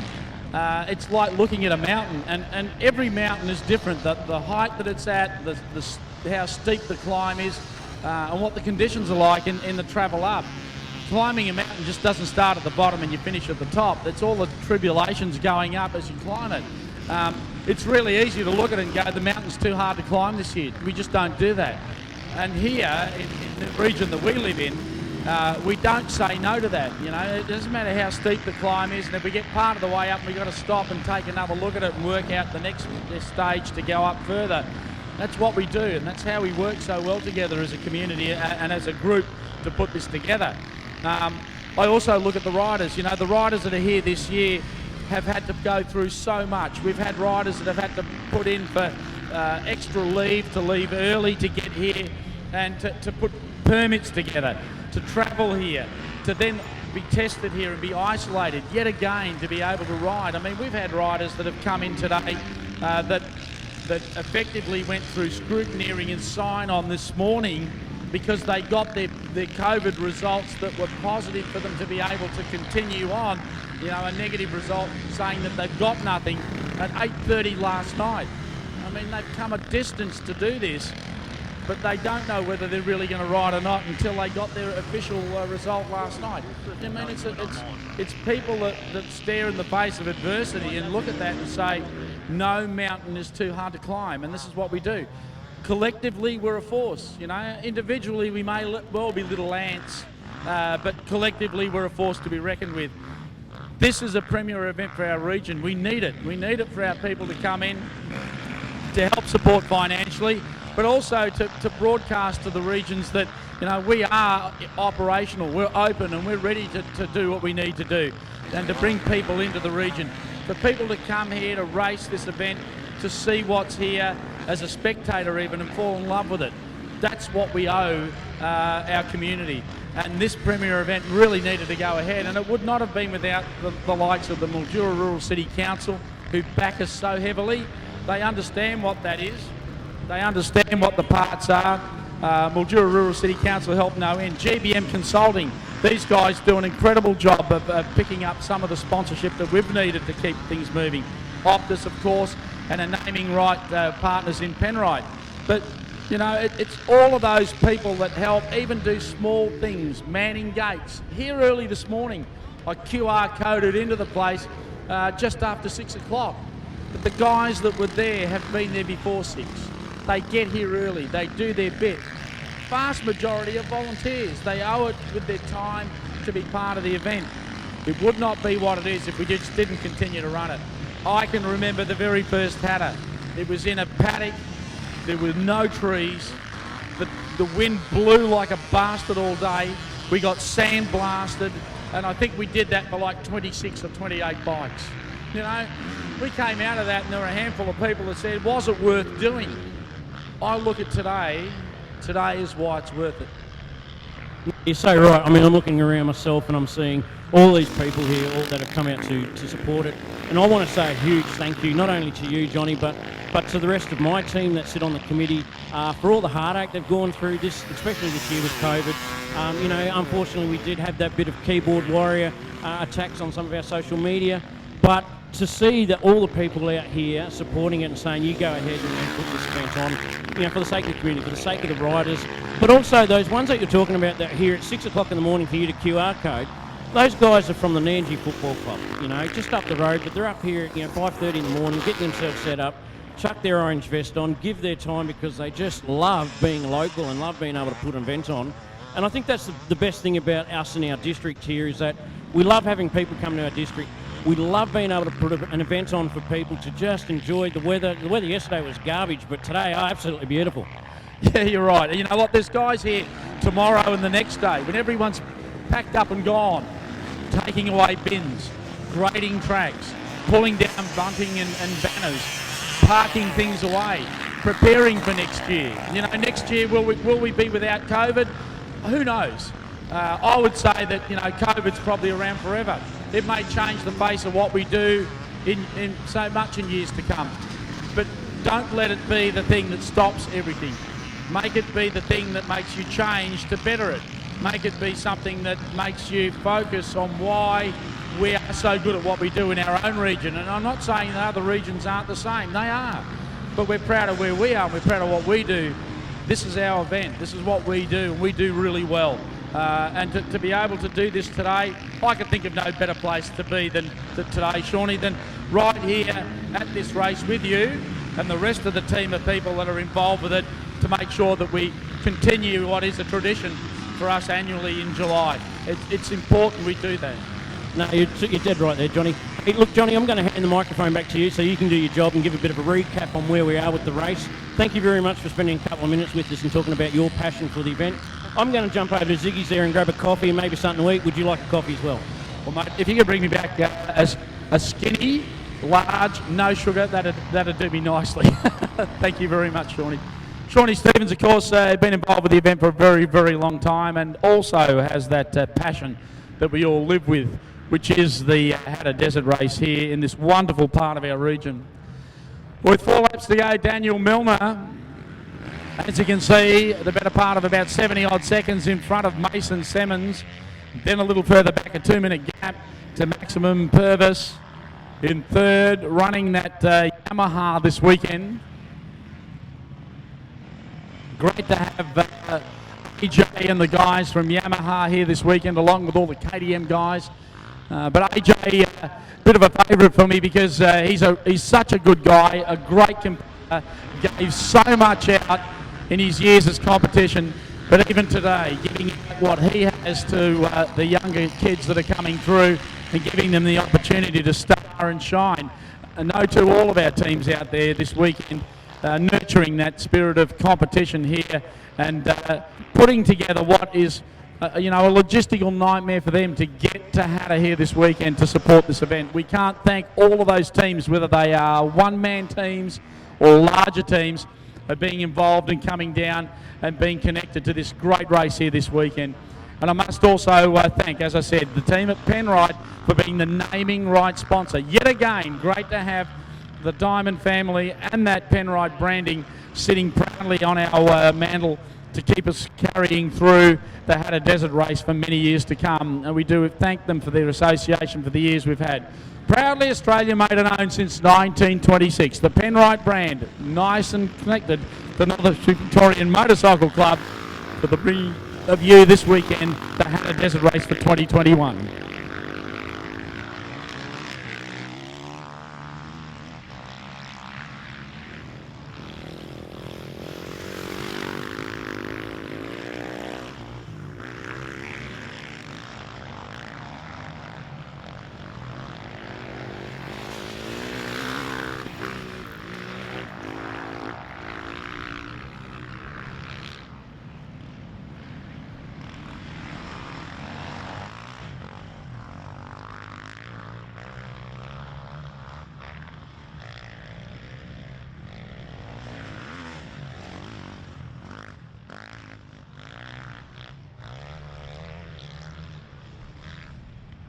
Callum Norton in 4th, Lachlan Terry 5th, Riley Graham 6th, Alec Bolton to Bailey Malkovich, Pachera 9th, and Liam Mason, one of the local guys, Pachira and Mason, respectively 9th and 10th. A little further through the field we'll find Carl Markham down in 12th now, was one of the front runners that's starting to drift down a touch, so to Hunter Simmons. Taylor Adams into 18th. Great effort for Taylor there.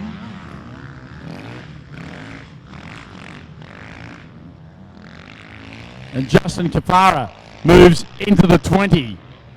Connor Adams in 22nd. Harrison Wooding, young guy charging along nicely in 23rd. Josh Gleeson in 26th. Blake Hollis in 28th. Part of the Yamaha outfit. Bodie Bayless in 29th and Shane Mason in 30th so far today with 4 laps to travel. Doesn't sound like a lot, but trust me, 4 more laps of this grueling arena will take its toll. The race really starts at lap 5. Who can survive it here this weekend? Certainly a number of them on the pin and doing their best to take out what will be a pretty amazing race here for the return back to this complex after 2 years.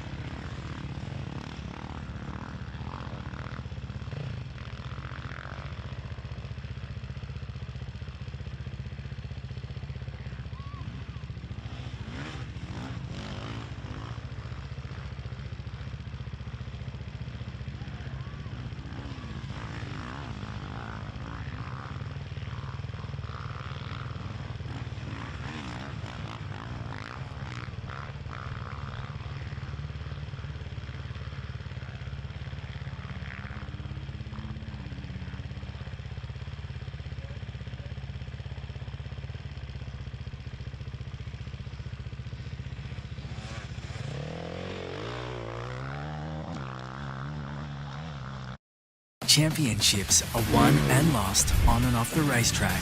When performance is required and reliability matters, turn to an Australian-made and owned product you can trust. Championship winning oils by Penrite.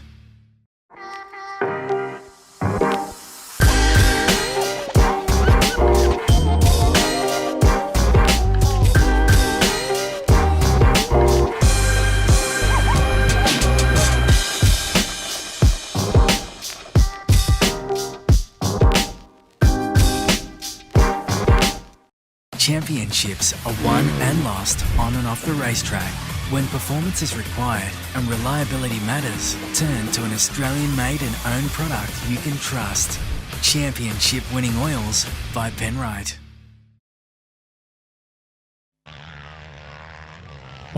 Here at Hattah once again for this awesome race, the 2021 Penrite Hattah Desert Race here, proudly brought to you by naming rights sponsor in Penrite.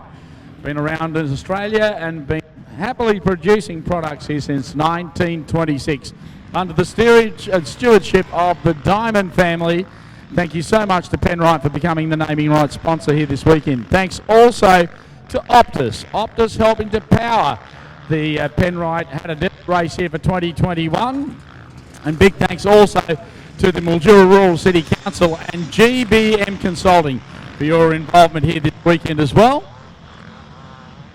As we quickly look through some of the list of riders that are currently out in the field and circulating and doing an awesome job of keeping competition. Alex Jack Woodbury on bike number 205 is bike number 150th in the zone this weekend. Picking our way through the remainder of the board, looking at the rest of our guys. Sitting nicely in position number 180 is Shane Cook. He's competing in the Masters class here, bike number 738. Kelly Costanza in that group as well.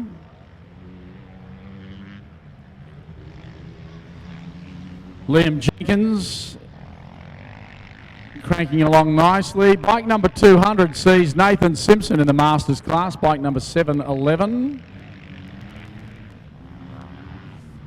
And still moving through nicely.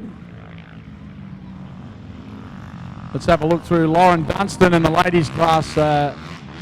Done, where are we here? Move through. Kenny Reid, ridden pretty much every one of them, currently in position number 227, riding in the Masters 45 and over.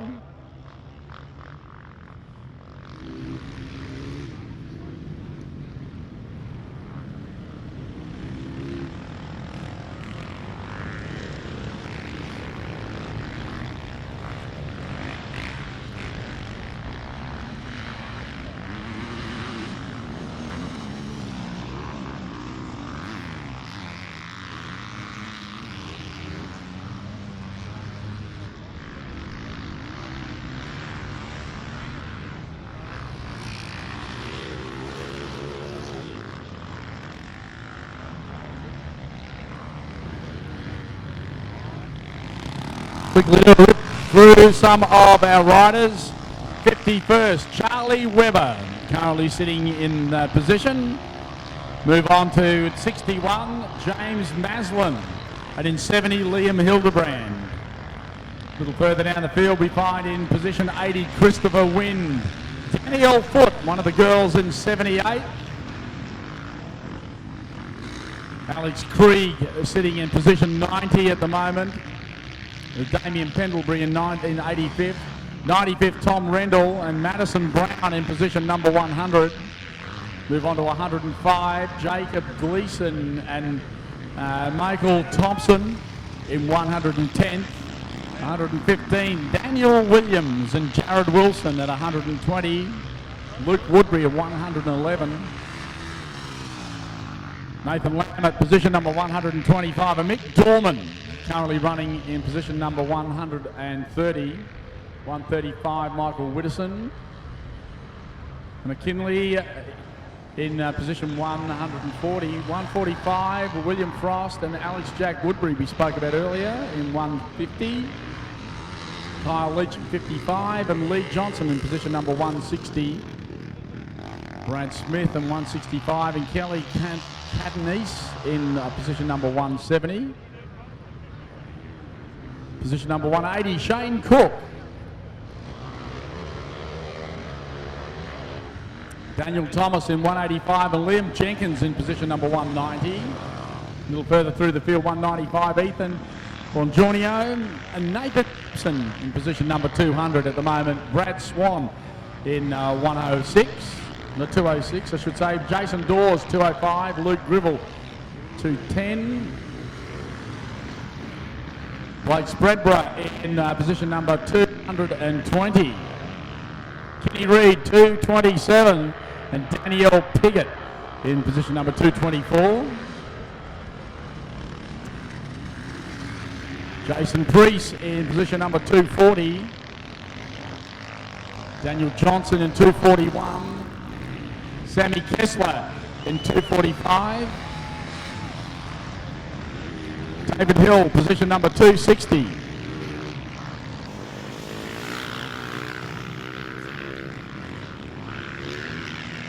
Lou Stiliano in position number 169, riding in the Masters class here this weekend.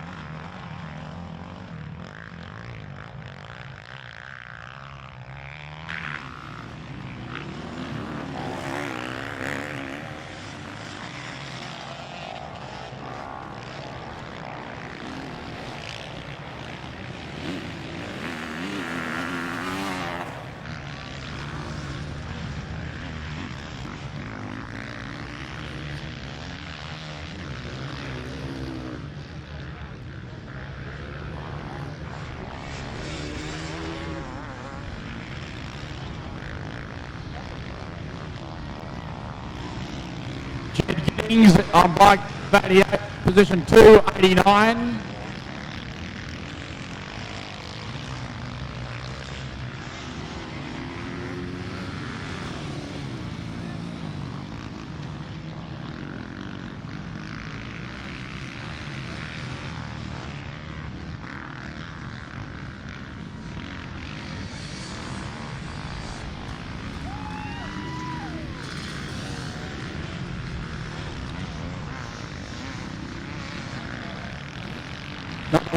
Shot the pit area of a refuel. The bike number 39 heading back out into the circuit, having a quick look over his shoulder before he merges back in to the fast lane. One of the few events where you've got that fast lane running right through the track.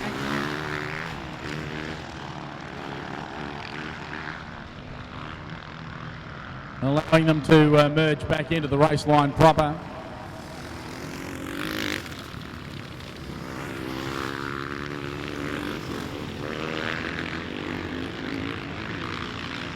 Beautiful footage now as they come across the nicely prepped area to the stop-start lane. Rattling through nicely here now.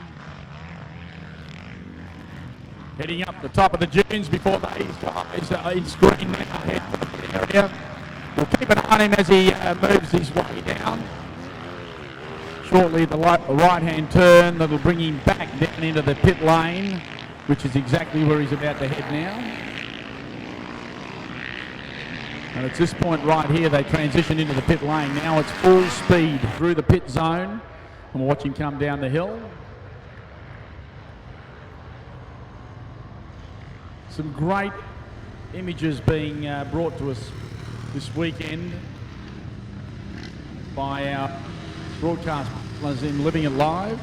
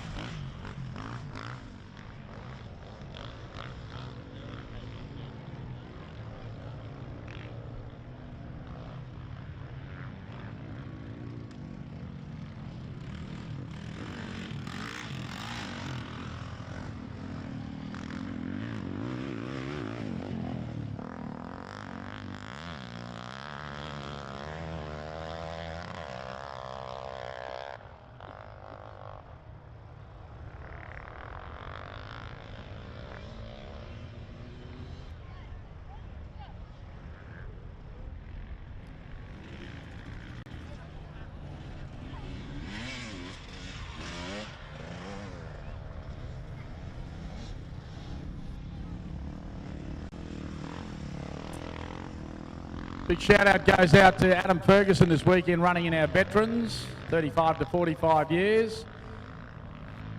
Still travelling along nicely on 3.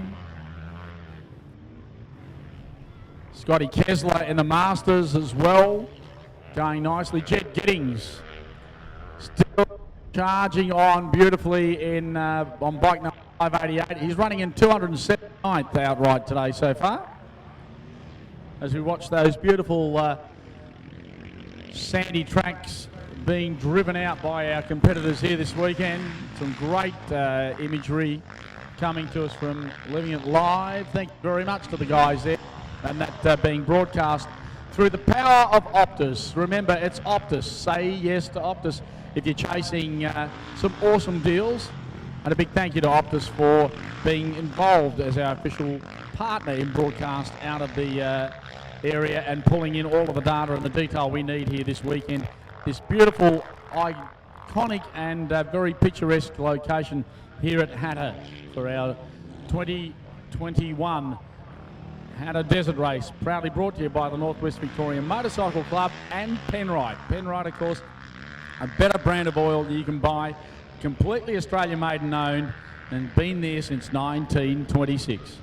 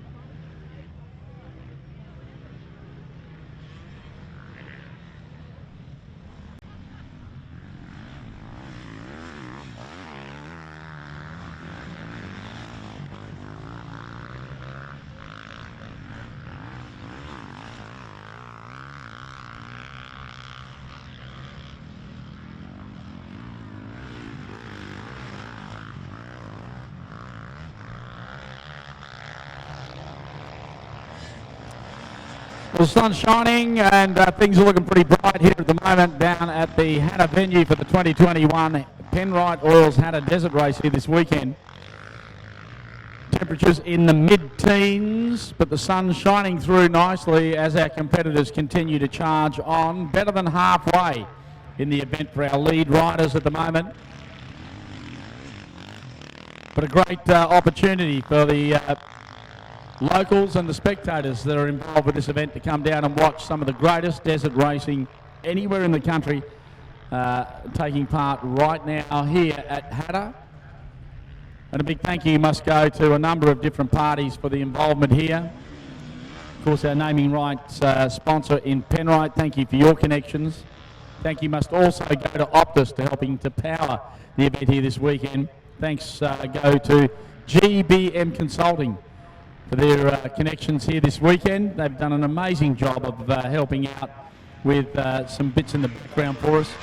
Must also thank the Mildura Rural City Council, who have been very forward in making sure that not only are we supported in the event, but also in the infrastructure around it with simple things like bins that are to be emptied, all of the involvement we have with traffic and management throughout the region as well on Friday. So much given by the team at the Mildura Rural City Council. So thank you so much for your connections here this weekend to be able to provide us with what has been so far a stellar event and a great amount of success to be had by our guys here for the event. We would not have been able to do it without Mildura Rural City Council. Well, the race continues on with Daniel Milner at the front end of the field. The question is, can he continue to charge away and not be challenged by Simmons? And a number of others are starting to work their way through the field. Top 10 changing dramatically from about position 5 down as the guys settle into a pretty solid pace.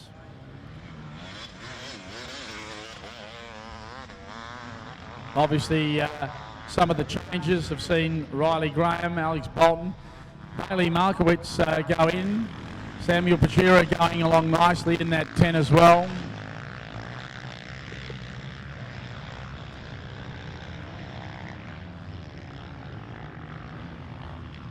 Some beautiful aerial footage being shot now of the guys running down along that fence line along the Benoona Road location down here at Hattah. Carrying some awesome speed through some of those sections before they get up into the top sections. An additional piece this year has seen another 1.5 Ks of more technical material put into the track as well.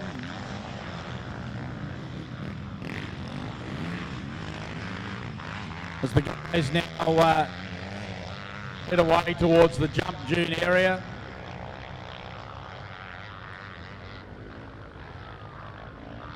They make their way beyond that down towards about the 11k marker or thereabouts to the Twin Dam Gate position. Round about the 12k zone, sees the Iron Gate recovery piece, blowhole down around position number, or stacked out at around about the 17k mark, which takes them down then into the big dune and into the scrub tank area.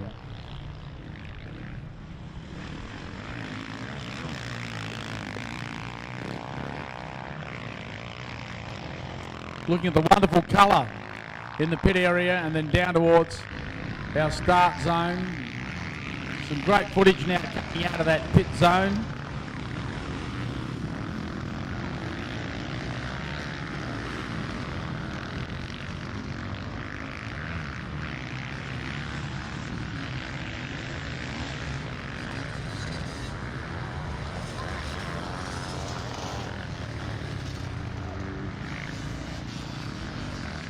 And that's Daniel Milner now with the refuel.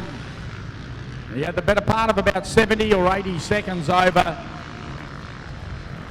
his nearest opponent. It didn't take him long to do what he had to do in there and back into the circuit again. The better part of probably about 12 seconds in total for Milner to actually be off the pin and back on it again. And that's the beauty about that section of track that runs through the pits. It's part of the racetrack. There's no slow shuttle through there. It's as quick as you can get it done and back into that far lane to get your pace back up again. Great work for Daniel Milner as he chases the relentless charge. And here's your next best paced rider, the number 5 bike of Simmons. Watch him come down this section. I believe he'll probably drop the pit as well. And he's sliding right off, so there he is. He peels away into the gas tent.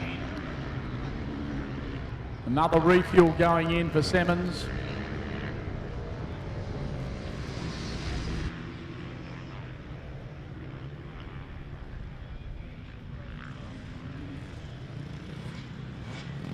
And there's your third place rider in Maximum Purvis. You can see him just heading up the sand dune on bike on the Yamaha. Simmons will be on his way. Purvis now will watch as he comes into the pit zone on bike number 3, Maximus Purvis. And he putting the sauce on it today. Trust me, he is on fire, this guy. Clears the goggles on the roll-off, rolls off that turn. His pit will be a little further up, with the Yamaha guys on that top turn, as we now zone back deeper for our next set of riders to come through.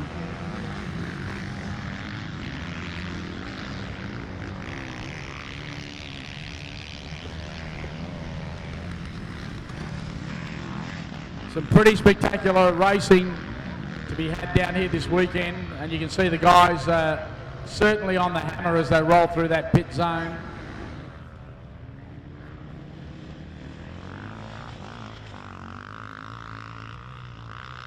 There's one of your top 10 guys on the chase out of the pit zone. That'll be Purvis now as he leaves the scene of the crime where the pit zone is, right along that beautiful loam straight. Chases the field in front. Not a lot of guys in front to chase, certainly a lot of guys behind. He's keeping it bay. Maximus Purvis for Yamaha, challenging and charging along beautifully in this outlying area of the Hattah Desert race here for the 2021 Penrite team as we run this awesome event for 2021.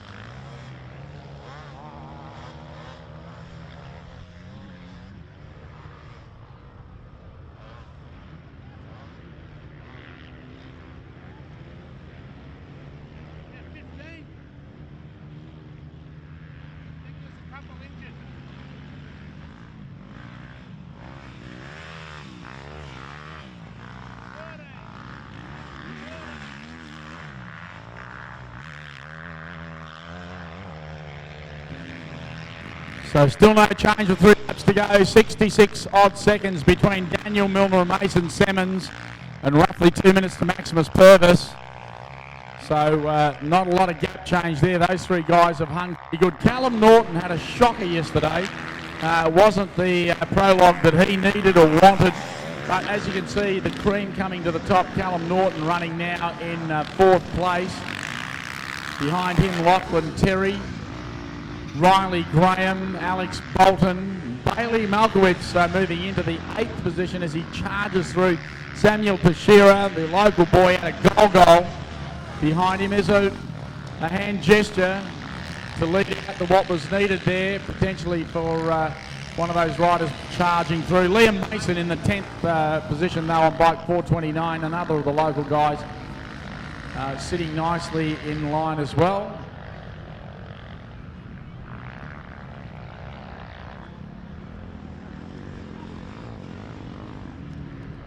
As we said, some graphic changes with the likes of Malkowitz, Pachira entering into that 10, Callum Norton moving right up into that 10, and you know what, is still a bit of distance away, but Norton's one of these guys who will just get his head down, get focused and continue to charge on. Maximum Purvis also very focused in trying to shorten the gap between himself and those front runners. Be interesting to see the time zones when they come back into the arena for the completion of this lap they're on at the moment.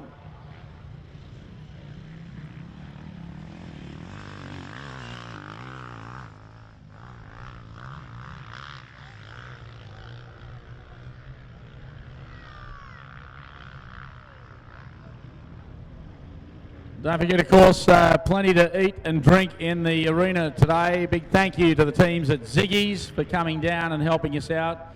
Pete and the team at the Souvlaki van for also making sure that everyone's getting fed.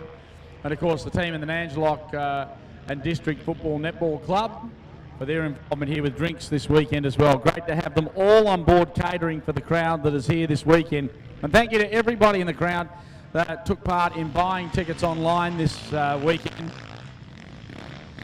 It's one of the things that had to be done as one of the measures for COVID safe. So thank you so much to those people that got behind the event early in the piece when ticket sales went up.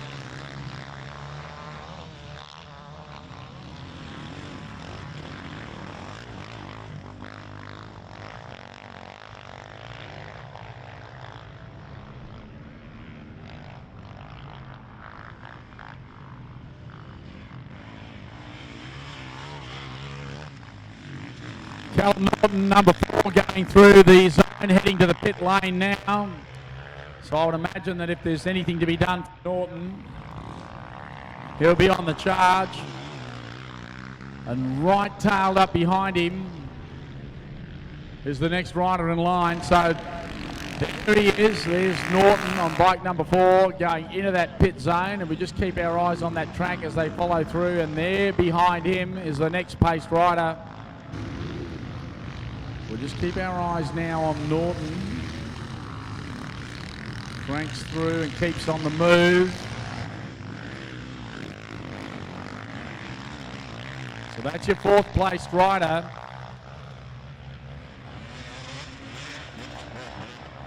And no slowdown for him as he keeps the speed up.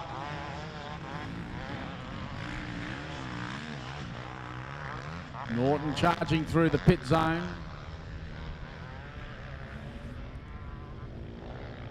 Beautiful to see all those tents set up with all their teams waiting patiently for each one of their own riders that are entered into this event this weekend to pit.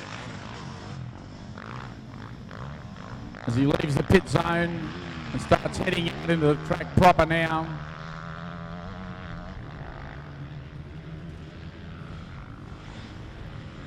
Out across the sparse areas that dot around those lakes here at Hattah. A little bit of water in them at the moment, obviously from the rains that have been held in the weeks preceding this event.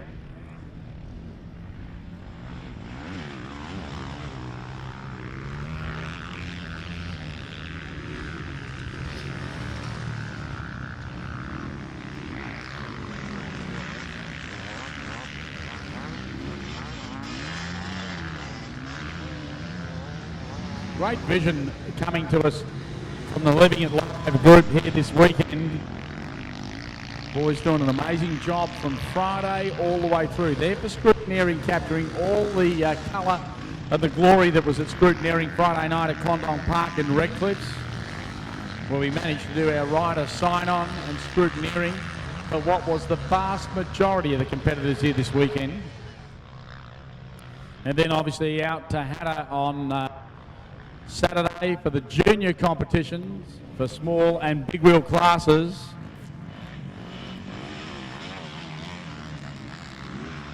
And then beyond that, out here today to capture all of the vision. Lachlan Terry still behind Norton. Purvis in front of Purvis, Mason Simmons, and in front of him the leader, bike number 1, Daniel Milner, holds the plate solidly after that stellar effort in the what was less than desirable and absolutely torrential conditions with rain and mud from 2019, leaving such a vivid image, not just to the locals that were here that experienced it live, but for what went out to the greater world to see probably one of the wettest desert races ever held, and that was here at Hattah in 2019. Who could forget it? But the number 1 plate being bestowed upon Daniel Milner for a stellar effort in what were, as we said, absolutely undesirable conditions. What a vast distance it is, or change it is, between what it was in that year to this year, with a hiatus in the middle, proudly brought to us by COVID-19, which shut nearly anything and everything down globally, and a chance to replenish what we needed to set things in play for what is a brilliant day of racing out here this weekend at Hattah. For the team at Penrite, the Northwest Victorian Motorcycle Club, and our associate sponsors here this weekend. Fantastic to be out racing yet again here this weekend under the banner of Penrite and the Northwest Victorian Motorcycle Club.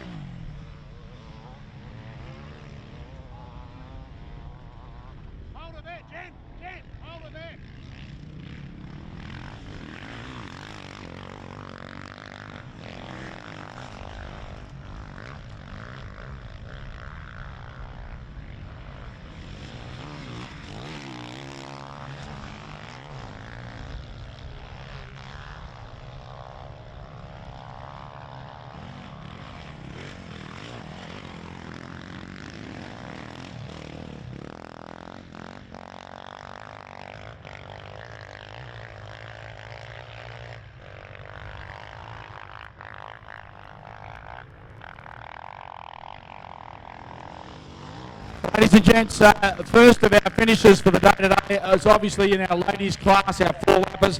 I'm here with Tegan Hall, who's the first girl to finish the 4 laps. Tegan, first of all, thank you so much for coming down and supporting the event here this weekend. Thank you. Great event. I don't know how the girls did the 4 hours. The 2 hours just smashed me. Absolutely. The track's pretty awesome, but it is tough, isn't it? Really tough. Yeah, it's really tough. I'm bugging.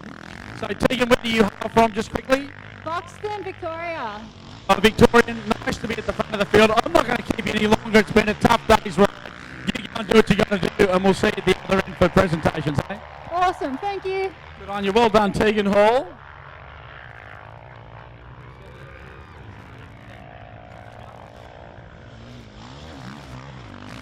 Rightio, second place now. Quick chat with Kelly. Kelly, good day's ride, but a bloody tough one. Yeah, it was really good conditions out there. It was fun. For you, how many Hattahs have you done? Oh, a few, I think around 5 or 6. And it doesn't get any easier, does it? No, and it's always different. So 2 years ago it was extremely different to today. I think today is the best conditions I've seen out there. And the track, we've been talking the track all week because we know it's been settled for 2 years. And what it has done is it's provided us with a pretty awesome arena for our guys and girls to race on this weekend. Thank you so much for supporting the event for starters and helping to bring the numbers back into where the girls are in competition as well. No worries, thank you. Thanks for everyone that's been a part of organising it. It's been awesome. Good on you. Well, we'll let you go and do what you need to do, clean up and all the rest of it. Kelly Katniss, thank you very much for your involvement here this weekend as well.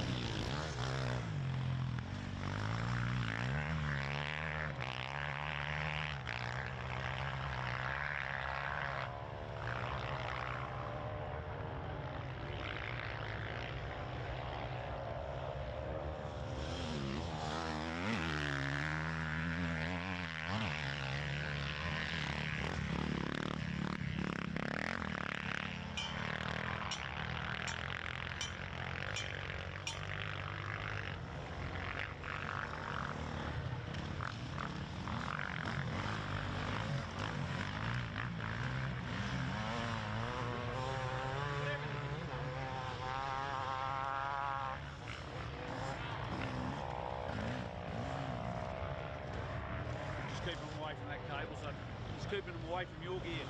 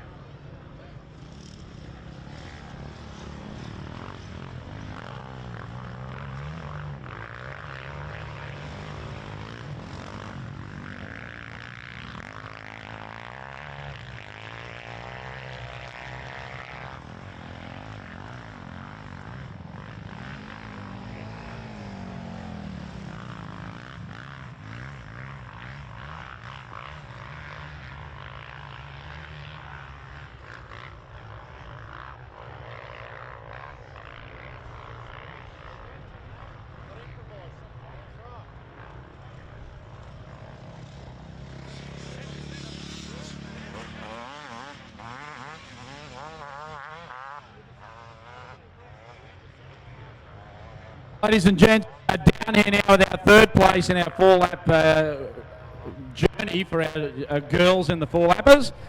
Monique Simeone. Hey Monique, great to have you here this weekend.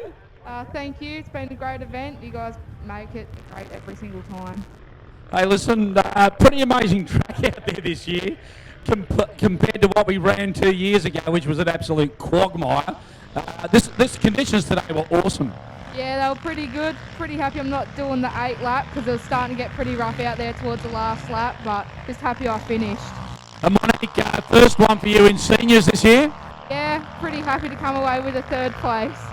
And of course you've ridden juniors on a number of occasions here, haven't you? Yeah, but this is nothing compared to that track. Well, they always say it gets tougher when you get bigger. Well, trust me, it's tougher, isn't it? Oh, yeah. What a spare of thought for those that are riding the 8 laps, the girls and even the guys at the front of the field that are running in that Ironman class. I mean, they truly are Ironmen and women, aren't they? Yeah, I really don't know how they do it. So let me guess, are you up for the 8 next year, or you'll see? I think we'll see.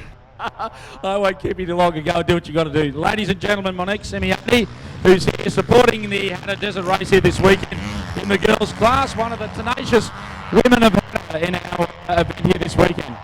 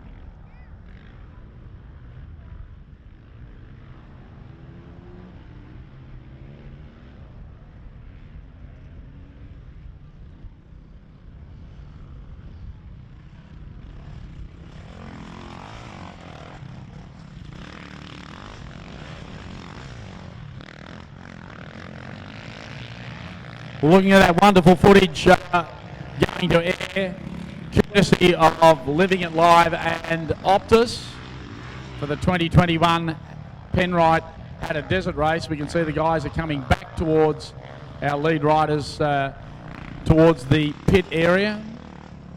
It won't be long before we see some of those faster guys charge through to complete yet another lap. But that wonderful aerial footage showing us where the guys are actually riding through is just spectacular to watch. Hope you're enjoying it live at home on the stream over the weekend.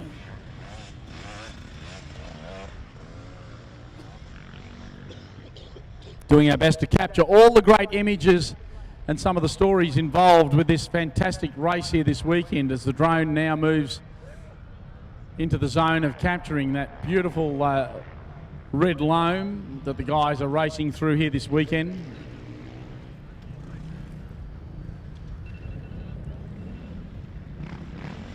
Fantastic images across the hills of what is this spectacular place of Hattah. And a big thank you to all of the landowners involved for their connections here this weekend.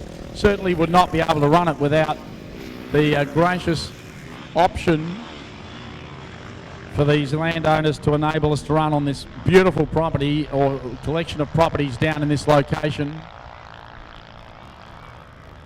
As the people scatter through the hills to watch what is their favourite desert race here this weekend for 2021.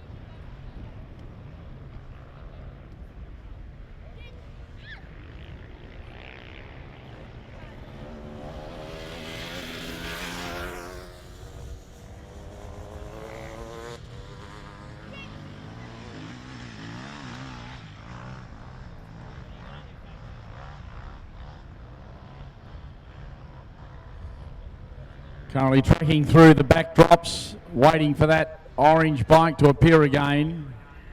The number one of Daniel Milner in the process of, and there he is right on cue, shutting down yet another lap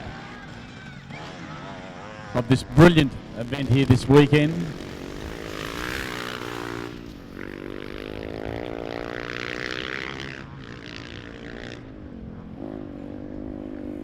Charging his way through. Coming back towards our broadcast point here. Nice flowing turn. And you can see more of the bunting and zone that he'll approach this time. As he comes towards the single file zone, brakes for the rider in front. And as always, the gentleman making sure that he stays behind the rider in front without trying to get through. Now's the opportunity to pass, and he does. Tears away up the red loam hill. We'll be entering into that pit zone very, very shortly. We'll follow him now as he turns that right-hander and now enters the gated area into that pit zone. There he is on the gas, charging his way down the pit hill, all at the ready for him. Takes the turn. Nothing required this time as he charges on.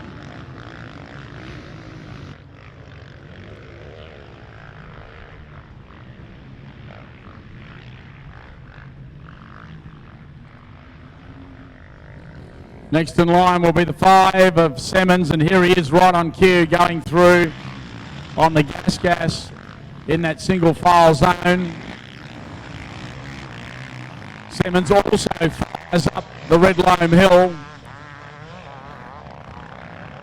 in preparation for a peel off into the pit zone as well. Let's follow him in as he takes that right-hander. Drops into that fenced area.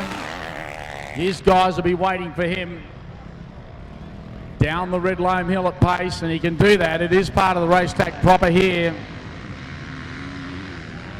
Takes the outside line. No stop for him also as he charges on. Replicates what Milner has already put down in this lap with a continuation. Two to be welded together now as they go out.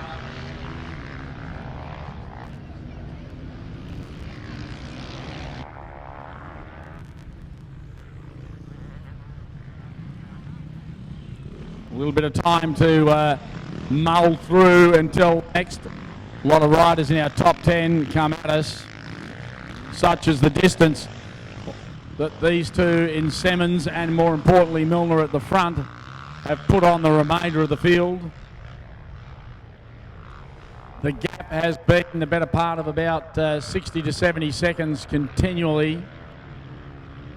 There's not been a lot of change between that over the distance. Some amount of laps completed, but they continue to strike at one another and still within striking distance in that 60 to 70 second bracket. Race is not over yet by a long shot. Still plenty to look at as they start to crank through. And even after our top 10 guys finish today, the remainder of the field will continue to circuit through and finish this great race here today.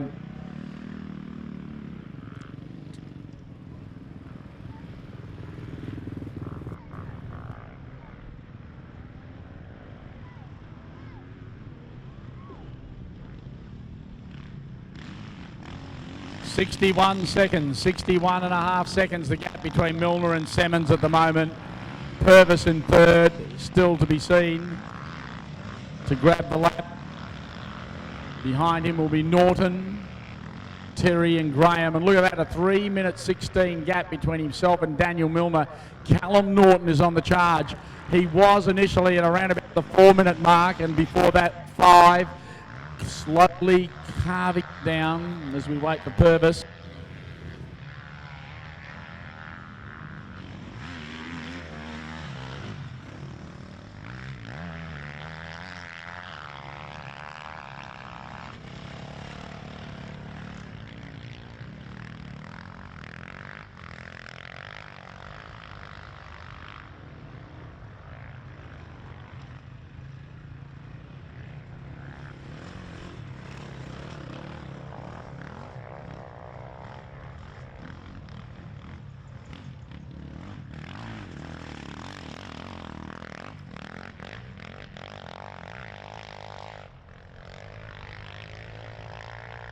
So the 10 as we see it, Daniel Milner, followed by Mason Simmons, Maximus Purvis, Callum Norton. Behind them we find Lachlan, Terry, Riley Graham, Alex Bolton, Liam Mason back into it with Sham Pachira and Bailey Malkowitz to round out the 10 today with 2 to go.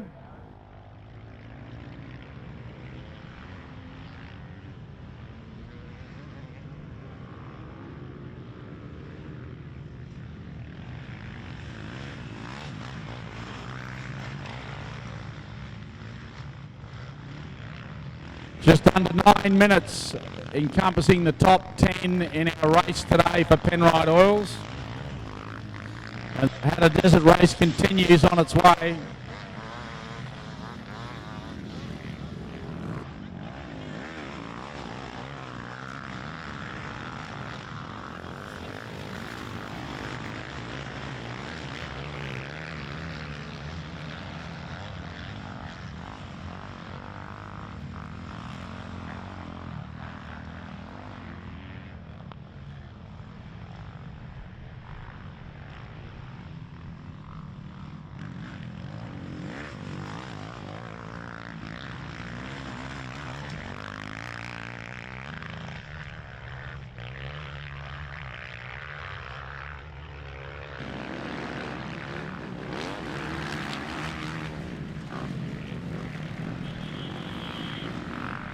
Well, heading into the pit area now is the 5:01 entry. And chasing its way down the hill, that's Callum Norton. Norton peeling off because he has a pit that he will provide now. And I think he will gas up and moved into third place now, Norton. He will gas up and head out to try and chase these guys down, potentially to do 2 on the run, I would imagine. He's fueling himself up. That's exactly what it looks like. The Husqvarna-based rider in 5:01, Callum Norton, didn't have such a great day yesterday in prologue. He is making up for today. He's obviously past Maximus Purvis on the Yamaha. So now we watch Norton on the charge, back towards trying to reel in these guys in front. A long way down, but 2 to go. Anything can happen in this great race here this weekend for Penrite Oils, the Northwest Victoria Motorcycle Club, and our other associate sponsors in Optus, GBM Consulting, and the Mildura Rural City Council. Great to have you on board watching it here either live or on the live stream coming out of our friends from Living It Live and powered by Optus here this weekend.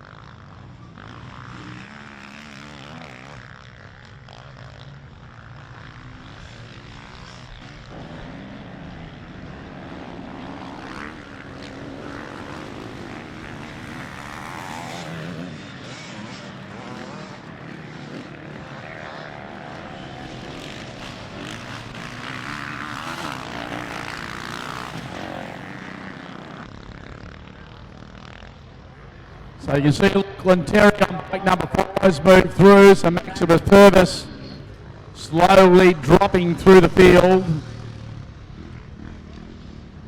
It'll be interesting to watch bike 452 and Riley Graham, who we should see through at some stage as well.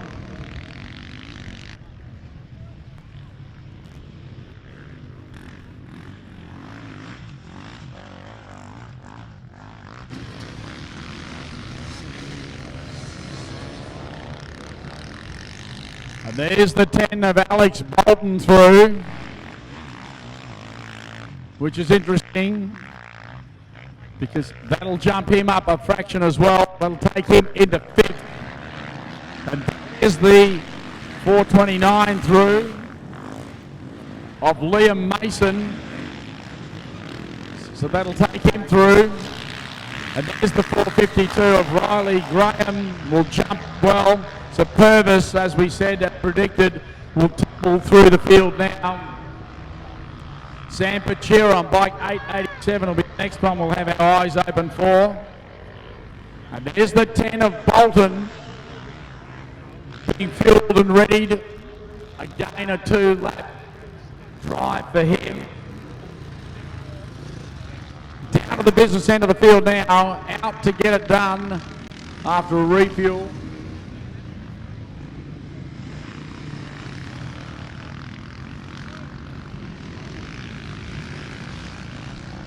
Local boy out of Golden, Samuel Pachera, bike number 887. The next of the locals to come through.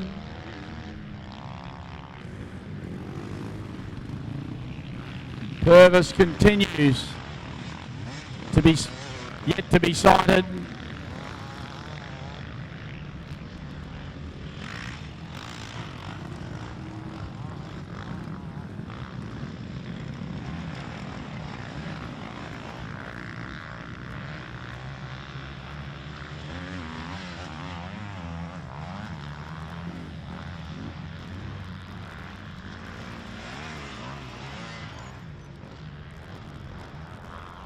So your lead looks like this. Still only a 61-second gap between Milner and Simmons. Then down to Norton in third. Lachlan Terry for fourth. Alex Bolton for fifth. Liam Mason through into sixth. Riley Graham into seventh.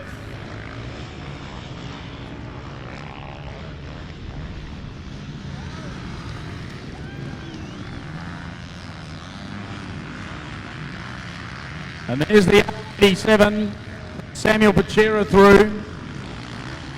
So that means he'll jump Purvis as well and start heading for the pit lane shortly. The Mototech sponsored rider in Samuel Pachera on the gas hard. Keeping it well on the source now as he heads into the pit area. A quick look over the shoulder to see where his next nearest competitor is, and the next one we would imagine will be the 445 of Bailey Malkowitz.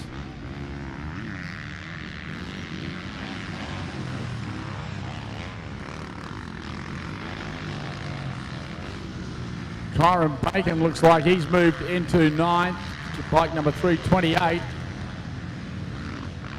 as Purvis now drops into the 10th position and will quickly tumble out. Obviously something having some issue out there for him.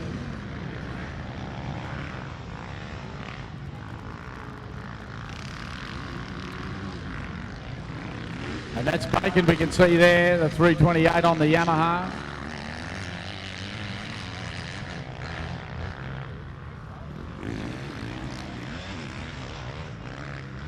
Riders tearing their way through.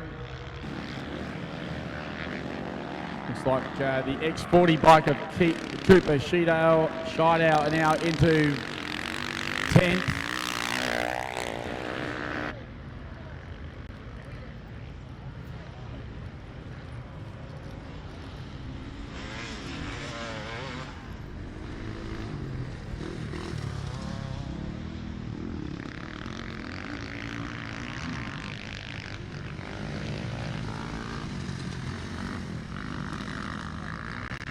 Going through now. So that changes the 10 graphically for us, and this is how they play out if you're at home watching it as well. Daniel Milner in the lead, around about a 60-second gap to him and Mason Simmons. Then we move down to Callum Norton in third, Lachlan Terry, Alex Bolton in fifth. Move it into the group. Liam Mason into sixth, Riley Graham into seventh, Samuel Pachera, who's been banging on the door in that 10, moves up into eighth. Kyron Bacon enters the game in position 9, and Cooper Sheedow goes through into position 10 for his first appearance in the 10 for the day today. So certainly perseverance paying off for a couple of those guys as they now enter into it at the cost of Maximus Purvis, who now is slowly tumbling through the field.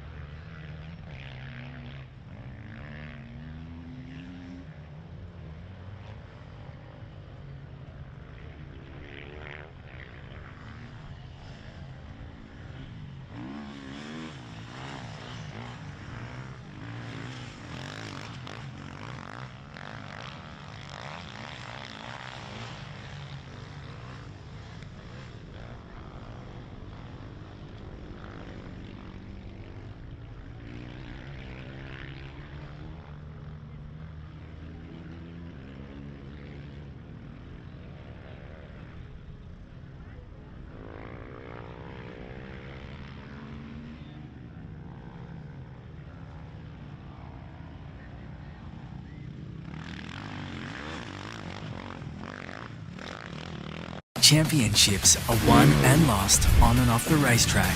When performance is required and reliability matters, turn to an Australian-made and owned product you can trust. Championship winning oils by Penrite.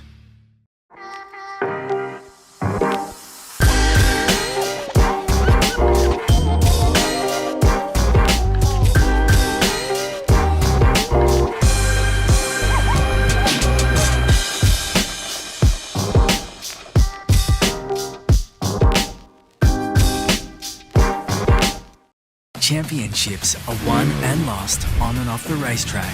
When performance is required and reliability matters, turn to an Australian-made and owned product you can trust. Championship winning oils by Penrite.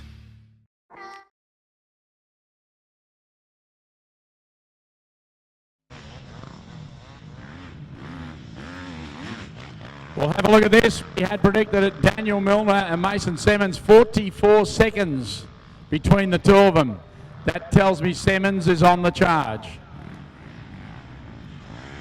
Incredible to watch this all unfold today as we watch the live times, and you can see some of the speeds there. 67 kilometres for Mason Simmons, getting into some of the tighter stuff. Milner now in around the 40-odd kilometre mark. Simmons now dropping to 40 to match. Lachlan Terry up around the 130 kilometre an hour mark as he starts to move his way down through some of that longer journey and open sections. But as they get into the tighter sections now, the speed's starting to drop. You can see Terry at the top of the screen there on bike number 4 in the green.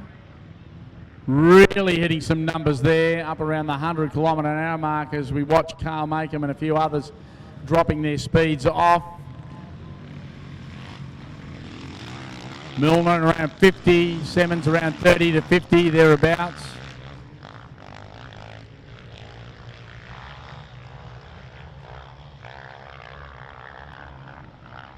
Ten minutes and 30 seconds between Milner and Lachlan Terry.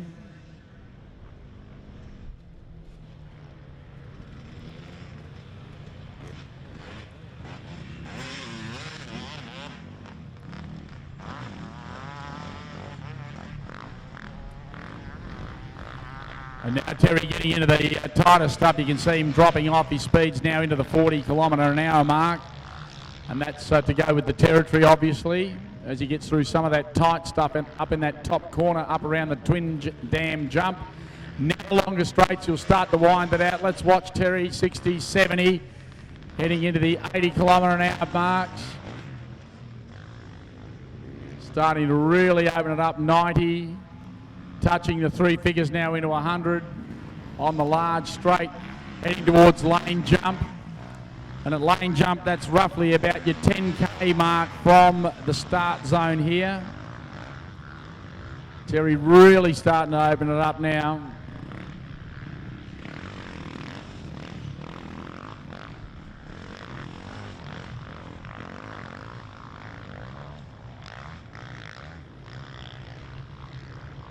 Some of our support vehicles you can see heading across the paddocks now. Heading off to attend what is required out there.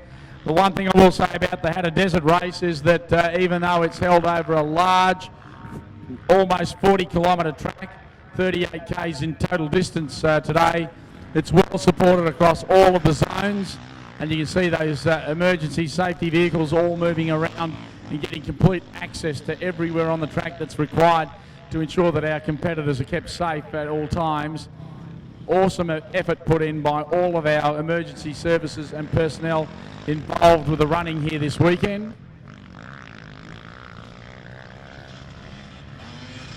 They do an incredible job of accessing and providing care to all of our competitors here. And some great footage captured by the team at Living It Live here this weekend. And those visions coming to you courtesy of the streaming out on the signal provided by Optus. The 2021 Penrite Hattah Desert Race proudly powered by Optus here this weekend.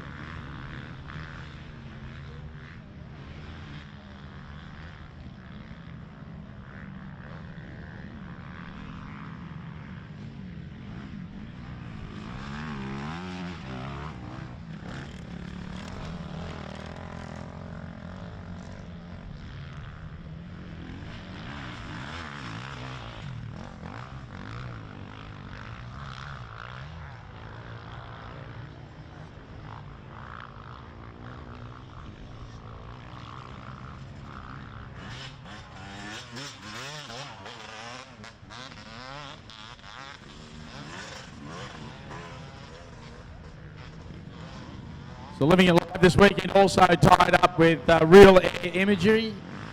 The Real Air Imagery guys here getting all the aerial shots and feeding that live into our broadcast here this weekend. So thank you very much to the team at Real Air for your connections here this weekend as well. Some pretty awesome stuff being shot out and around, and especially this morning when we're chasing some of those bikes live. It was great to see not only the start here on the deck, but also all of those fantastic shots that came to us live from the air. And as I said, Real Air Imagery, thank you very much to Real Air for your connections here this weekend as well. Covering this great race here for 2021 for Penrite and the Northwest Victorian Motorcycle Club.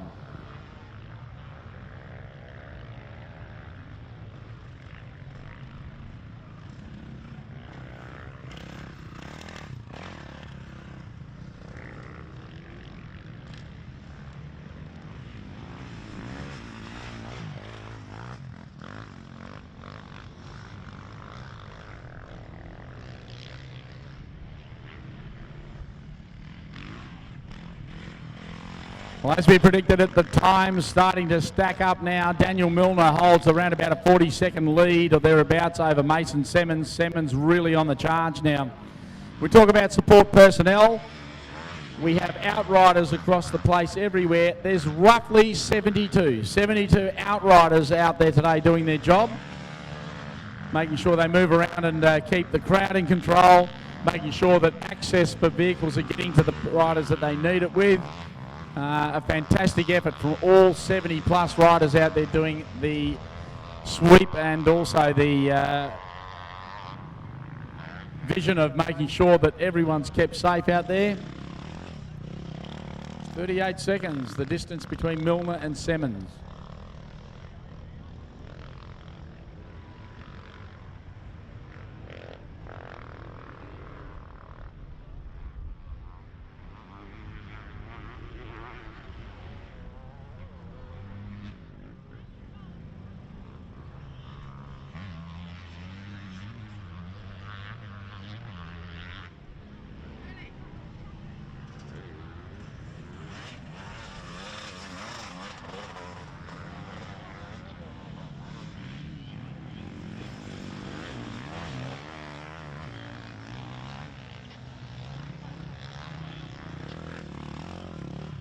Glorious shot from Real Air Imagery now. As you can see, this wonderful area that is the control point of our race here this weekend. In the bottom part of that shot, you can see all of that spectator zone with all of our catering, and just above it, the track rolling through the pit zone with all those lovely coloured tents and props that are put up for all of those team members to pit through.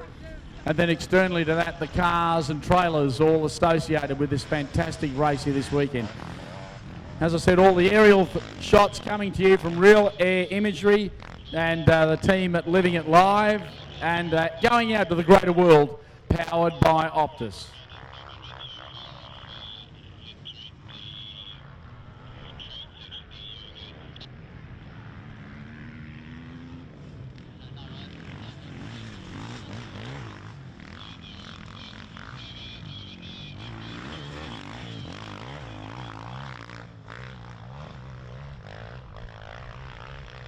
Good to see one of our girls in Danielle Foote running in 80th position outright today. She's doing a pretty amazing job in the ladies class here this weekend.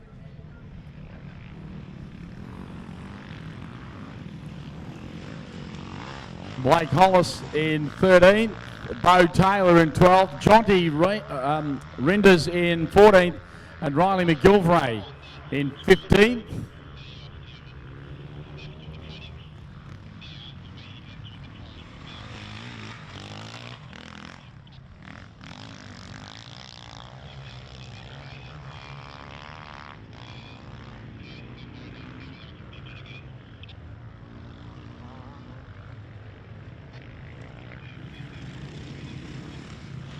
Keep your eyes open now for our lead rider in Daniel Milner.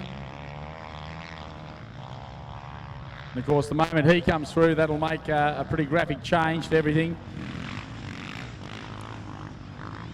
That'll be the introduction of what would be the last lap board, I would believe, to provide these guys with what will be a very memorable 2021, the year we were able to return back to the beautiful surroundings here and continue this great journey of the Hattah Desert Race for not only the Northwest Victoria Motorcycle Club, but also for Penrite, the naming rights sponsor here this weekend. Great to have them on board yet again here to run this amazing event here in this beautiful location.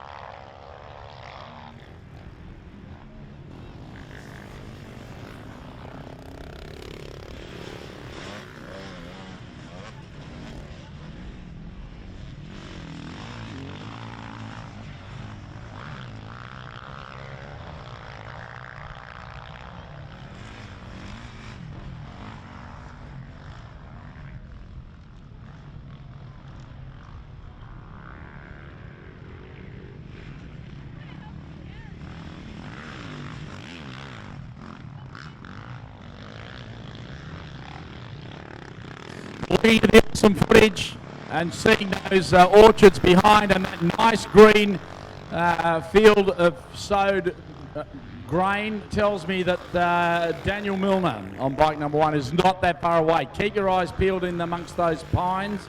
Any second now you'll see this orange bike tear out of the backdrops on his way towards us. And there it is, as we predicted, on the pin.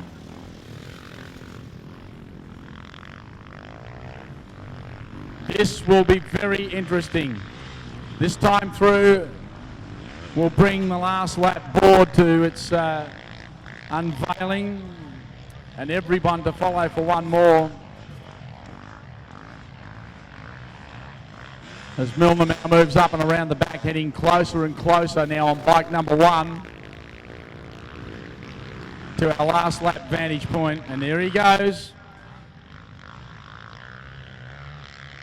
Comes out of the back sections where he's started 7 laps ago to reach the last lap board. And there it is for the first time today. And he appreciates seeing that. He knows he's got one more to throw on the table. And the crowd gets behind the machine himself, Daniel Milner, as he cranks away up the top of the hill and works his way through. The next spot we'll be looking for will be the 5 of Simmons. And I reckon that's him right on cue there behind him. And there he is, the 5 of Simmons now, right on the hammer behind him on the gas. And pulls the pin on it as he fires it up the hill. Milner looking to stop. And there it is, the last refuel. Chance for him to grab something quickly and go again. As we watch Simmons now cranking up the top of the hill.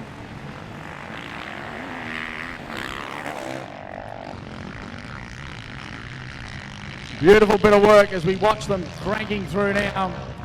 That was Milner that disappeared. There's the 5 of Simmons. He also stops. Can at the ready. Fuel in the hole. Look at this. Not a lot to stop now. A quick splash. Goggles on and he's away. Watch this. Another quick hit. He knows he's got the job in front of him now. Bike is fueled. It's ready to go. Simmons now saddles up. Jumps on the gas, starts and into it. Last hit. Last swing in the ring. As he throws the sauce on it now and gets it moving out of the pit area into that race lane as fast as he can. He is on a mission. An absolute mission to try and reel him back. Let's watch them now as they head away from the pit zone. A little bit of dust flying now.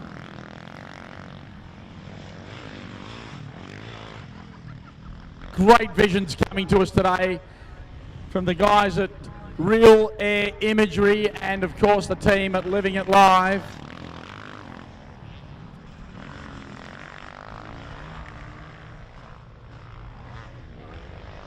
And let's look at the gap. From what we can see, it looks like Milner and Simmons just over 30 seconds is the gap. 36 is what we can see at the moment as Milner now heads down.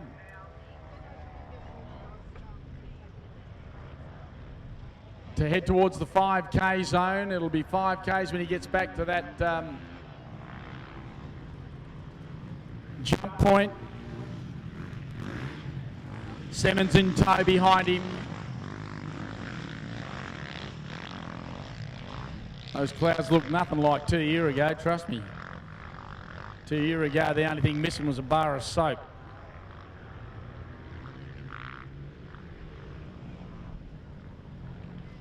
.33 seconds between Milner and Simmons. The gap closes. It's now or never for Mason Simmons. For Daniel Milner to stay in front, set the pace. He's done this before. He's been challenged numerous times, and by closer distances, he understands the job in front. If anyone knows how to bring something out of the oven that's going to look exactly like it should, it'd be this guy. But the young boy coming out of juniors, Simmons, having ridden here as a junior for so many years, with his team hailing out of the Yarra Valley as one of the crew out of the Yarra Valley boys that came up here and supported this event over many, many years. Right behind him, funny talking to some of the guys, Berkey and his team down there that are helping out with Simmons this weekend. Couldn't believe that they're actually in the big league right now, and they've got to continue to support. And never thought it would happen, but it has. And young Mason Simmons has really shown his determination to step up and become a really solid racer in this category of desert racing. As a few more of the clouds roll through. Down at our stop finish area, you can see all of the spectators lining the fence area there. The catering there with Ziggy's. And of course the team from Peter and his crew from the Souvlaki band, making sure everyone's had plenty to eat and drink as we now follow them up the hill, which leads them into that pit zone. We'll follow this bike up a little further, and you can see that they peel off to the right, just at the top of this hill, which brings them into the pit zone. We'll fire over the top of that and see if we can't track what is a beautiful location here at Hattah. And this is the shot coming down the hill into that pit lane. Such an iconic event in desert racing. 38 Ks of the best terrain to race upon, that's had the better part of 2 years to settle after what was a horrendous downpour that we got in 2019. And the Spectator base was incredible. It was amazing to watch. The rain just tumbled down and literally bucketed through the place. And yet all the spectators hung to the fence, got drowned, but hung around to watch what was an amazing event. A desert race that was cut short by a washout. Would never have heard it. All of the footage went live across the YouTube and a number of other media and social outlets, and the incredible response that was had by people that could not believe that it would ever have happened. And of course, the first time ever that this great race had been cut short to a half zone of 4 laps instead of 8. And it was then Daniel Milner who literally drowned, came out the other end and came across the number 1 plate, and rightly so earned it, while so many others fell by the wayside. Well, today the conditions are so much different. Yes, it's cool, but yes, the sun has been shining, and yes, the track is in awesome condition. But he's being challenged by the young Mason Simmons in the background.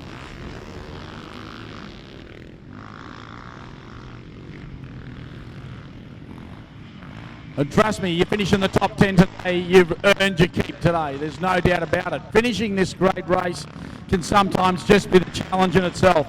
A number of guys over the years have ridden this event. I can talk to potentially a handful that I know of in my own mind that took nearly 10 years to finish one of these events. And that's at the back end of the field, let alone what's required at the front. That's the bike of Norton, the 501. Callum Norton going through into the pit zone. Third outright at the moment. And you can see the encouragement he's getting from people in the pit zone. They know that he's put in a pretty solid performance. Here comes Norton for his stop. Off the bike, goggles. If there's a refuel. Refuel for rider only by the look of it this time. Another quick shot down the throat as Norton starts and takes the Husqvarna into the ring again. Another lap of swings out there to take before this match is over. A mighty event and an even bigger challenge to finish it, let alone in that top 10 zone.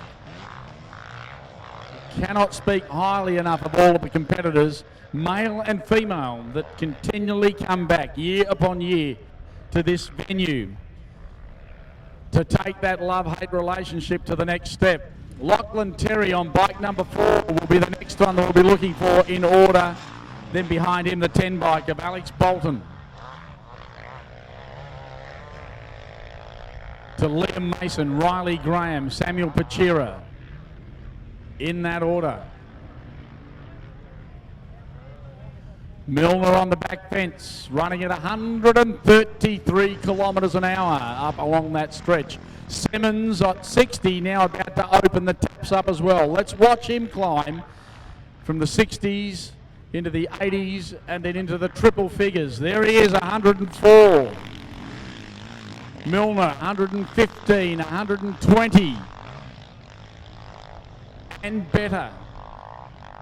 Just on the verge of kissing 130s. He drops into the twin dam gate. Let's have a look at Simmons now as he's on the pin and going like all hell up the top end on that straight.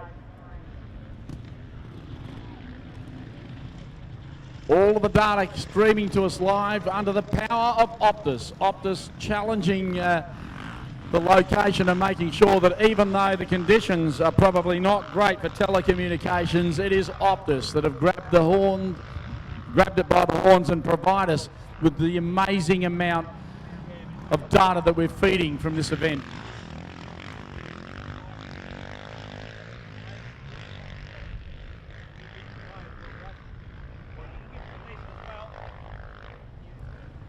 Interesting enough to see the 409 bike of Carl Makem there, who was in the top 10, dropped well down the field, down in that section, well off the pace, with Milner on the charge behind him.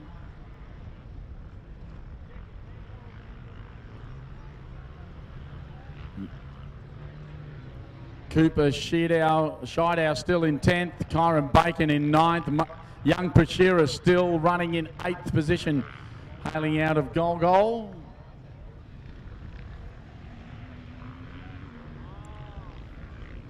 Watching across the paddock as riders come back to us to our checkpoint here.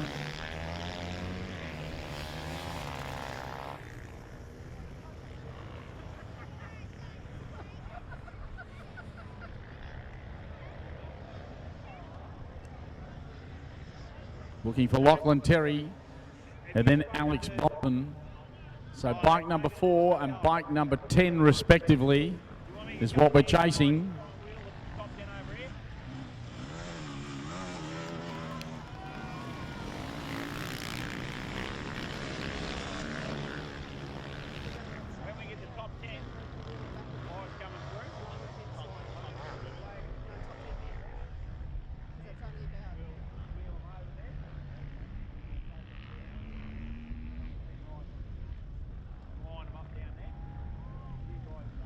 And there's Lachlan Terry going through. That was the bike we were looking for, the 4. Then we're looking for the 10 of Bolton.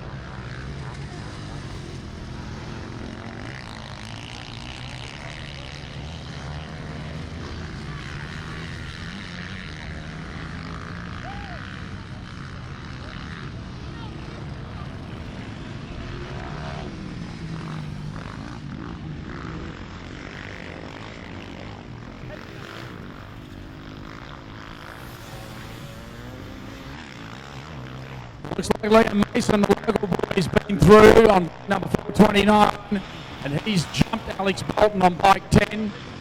So Bolton's through, but Mason in front of him, and that's an amazing effort. There's the 10 bike of Bolton going through, but the 429 of Mason in front of him. Wow, look at that. It is the Alex Bolton missile on a mission now. He knows he's dropped one, and he doesn't want to afford that again. There's no runway left when you're on the last one. You need to be within striking distance. You need to stay with the guy in front or you will just fade into oblivion.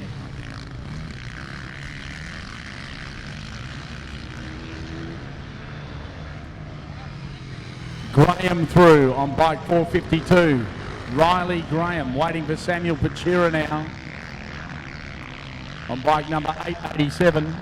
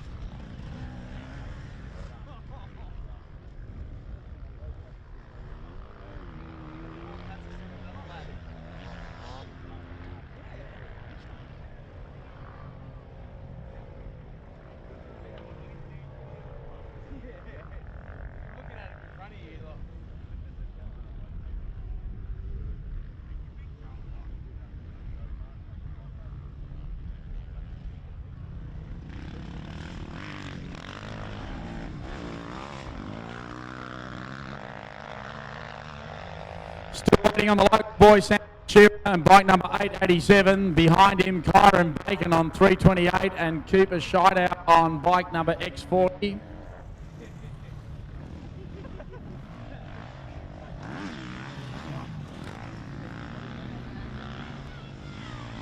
To come through and to pick up their last lap board, while the others, Milner, Simmons, Norton, Terry, Mason, Bolton, Graham and Pachira, who's just gone through now, to pick up their last lap now, and that's the orange bike of Pachira now. You can see tipping into the pit zone, and there he goes through the fence into the pit area now on his last one to travel.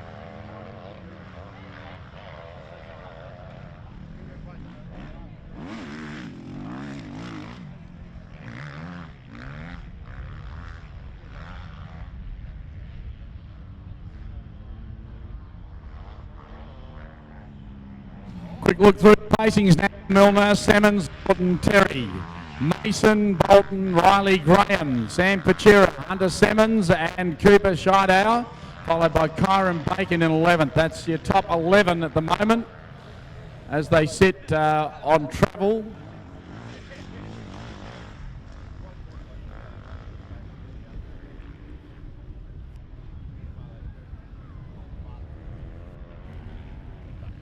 As the remainder of the field chases through.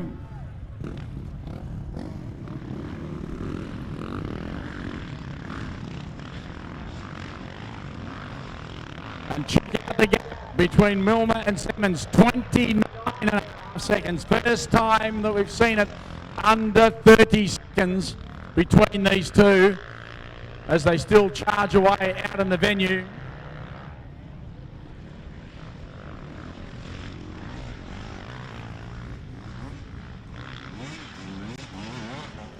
We really have a race in front of us at the moment.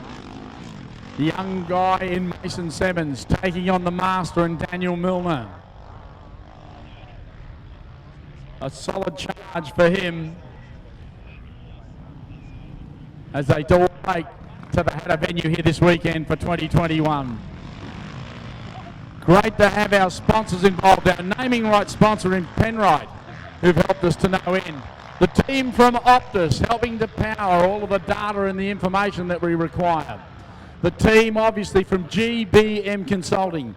They've done a tremendous job of keeping on top of us over the weekend and making sure that we get things organised and moved across as required. A fantastic local sponsor. Behind that, the team of the Mildura Rural City Council. Could not have done it without these guys as well.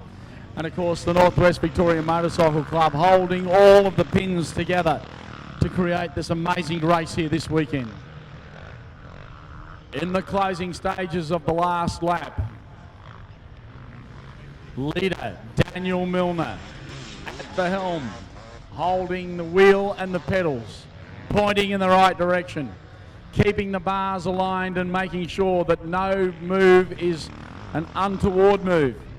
making sure that all of the pieces fall into place to paint the picture that he's required to be the man that takes the number 1 plate away again from this venue.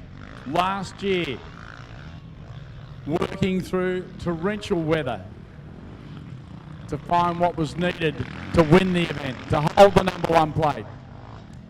For young Simmons, a chance to step up, a chance to take on the master.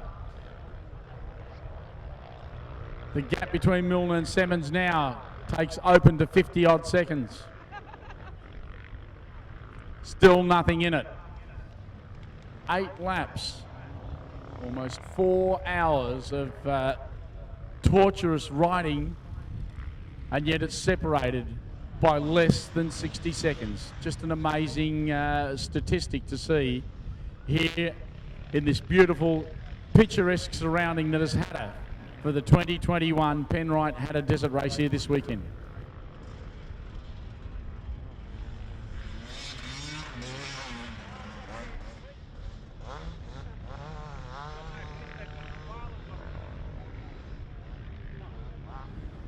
Hope you're enjoying the event at home, sitting on your live stream, watching this incredible journey across 38 kilometres of pristine track that has now been turned into what is the most challenging thing for the day, and all brought to you by the team, as I said, of Penrite, who've been a naming rights sponsor, and of course the people from Living It Live and Real Air Imagery. And these pictures being beamed out to you all the time by the team here at Optus. The event being powered by Optus. And remember to say yes the next time you look at a phone deal, or you're looking for data communication or anything to keep you across the country connected. It's Optus. And we do thank the team at Optus for keeping us powered exclusively here this weekend.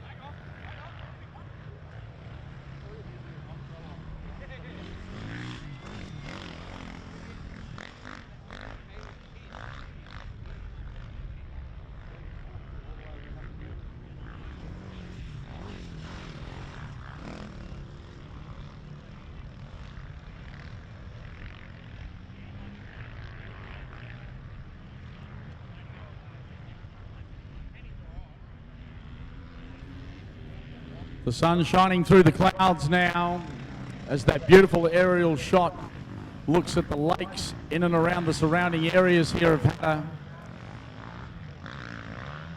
In the wilderness of the Sunraysia region, beaming to you live across the vast sections of our nation and allowing you in our backyard here, courtesy of these teams involved with all of this footage that's captured.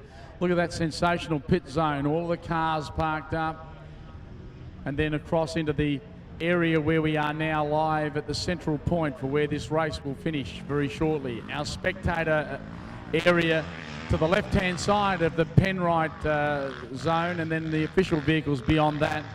And then again another wide scan into what is that beautiful sandy loam zone of our racetrack proper, out in amongst this lovely location here at Hattah. Very memorable indeed. Milner, Simmons, Norton, Terry, Mason, Bolton, Graham, Pachira, Simmons and Sheedow. That's how it's all played through as we start to get towards the very end of this incredible event here this weekend. Cruelly cut by COVID-19 last year, along with every other event in the nation. And the ability now to turn back to a little bit of normality with us and being able to race here. Certainly not unsurmountable, all of the items that had to be ticked off on from a government regulatory point of view to be able to run this event this weekend. Incredible to see competitors standing at briefing this morning with masks on. Incredible to see how far some of them had to come in distance to be here. Incredible to see how many we lost that could not make it here because of lockdowns at the last minute. But through all the adversity, we managed to end up with a very good number of competitors here this weekend, male and female, juniors and seniors, right across the weekend.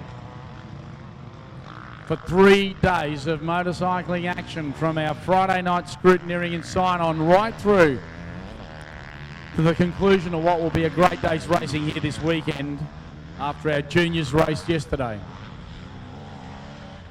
And for the penultimate plate to be handed over to the winner here today. Just an amazing journey.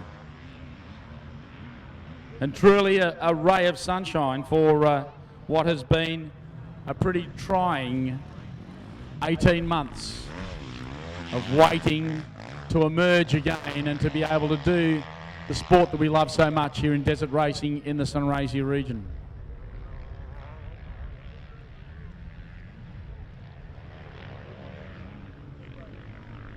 We wait patiently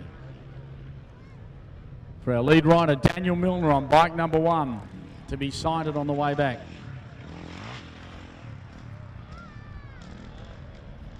And looking at the time that's elapsed, I am certainly predicting he's only the better part of about 5 minutes away.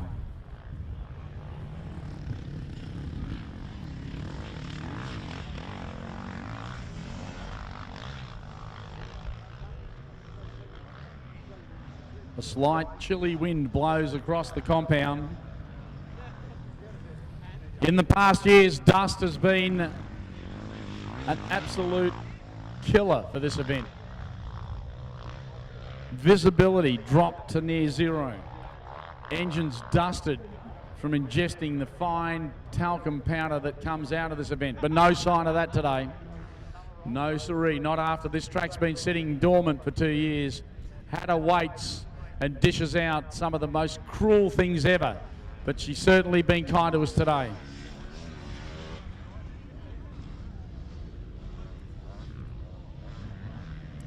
Hattah has given us some pretty memorable occasions out here. Cruel enough to crush the best of hopes and dreams, sometimes able to reward those tough enough, strong enough and powerful enough to stay on top of her.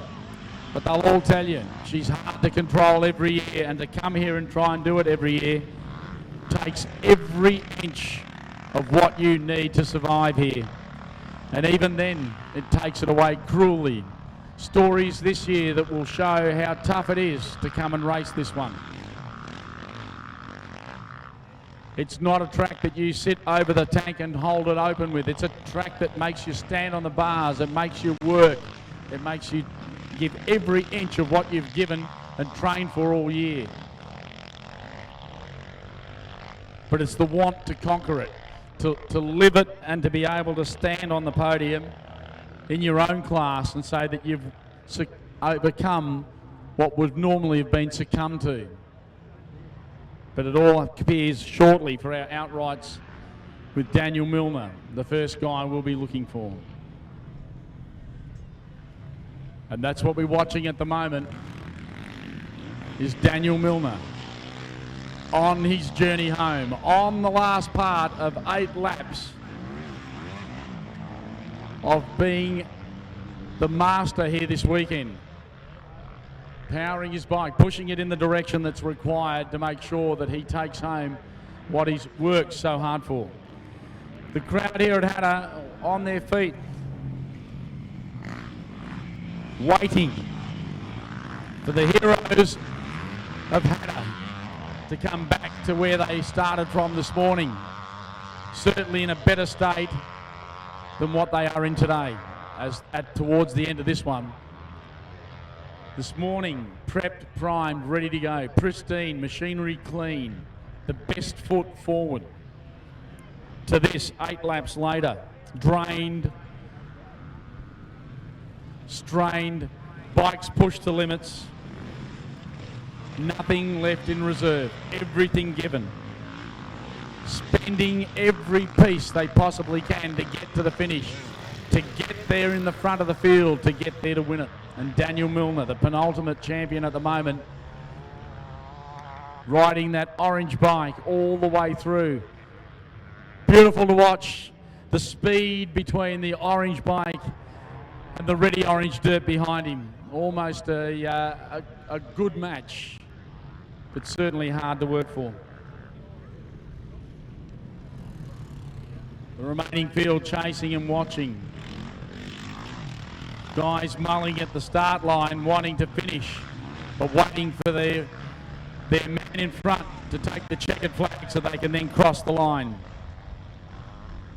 They know how hard it's been, and whether they do another lap or not. The choice is theirs. As the penultimate Hattah hero now starts working his way through the backdrops. Bike on the deck at the moment, so tired that he's unable to lift it as the champion spears past. It is Daniel Milner. He came here with the vision to win this one. He wanted it. Last time he was here, he rode 4 laps. He was drained, there's no doubt about it, but he wanted to run the full distance. We were unable to do it. Today, he has that chance to ride the full distance. And here he comes. Ladies and gentlemen, with his hand, the fist pumping. He knows how hard it's been today. And I know he'll get a rousing welcome as he comes through. Ladies and gentlemen, here he comes to you now.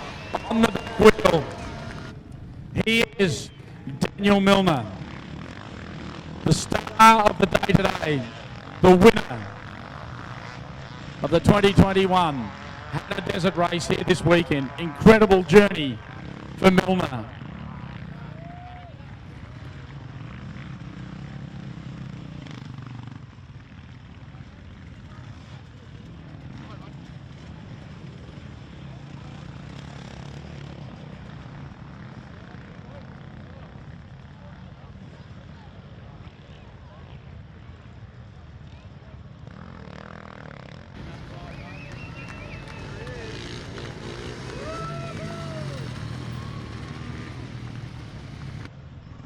And young Simmons through to pick up what has been a pretty amazing day's ride as well. He also glad to see the full distance done.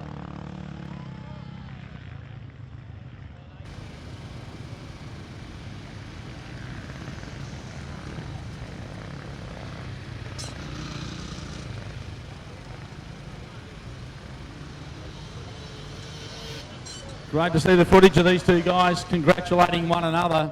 It has been a tough day today, that is for sure.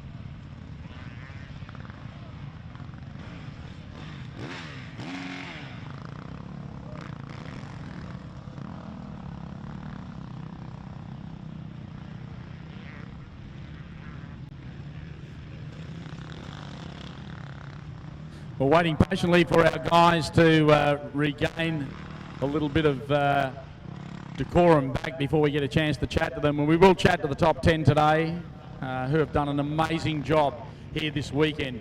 The 2021 Penrite Oils Hattah Desert Race has been a pretty solid event. Still these guys are competing and still they're finishing. But it is our lead guys that have actually crossed the line and we're now stacking them up. So once we got our 10, we'll have a chat to all of them. But I can tell you, it's been a hard day's ride. 8 laps of what has been a 38-kilometre event this weekend that has really sapped these guys. But again, our thanks must go, obviously, to Penrite as the naming rights sponsor here this weekend. The team at Optus have done an amazing job of firing all the footage that has come from the likes of Living It Live and Real Air Imagery, sending that out to the greater world from not just the locals here to see on our trucks that are supported, but also out into the visuals of what is the greater abyss of the world out there watching desert racing here live. And of course our associate sponsors, the GBM Consulting, the team at the Mildura Rural City Council, who we could not have survived this without those people involved. But again, to the Diamond family and all of the team at Penrite for their involvement, thank you so much for that. And we'll do the savouring of all the victory pieces very shortly with our top 10 here for Penrite.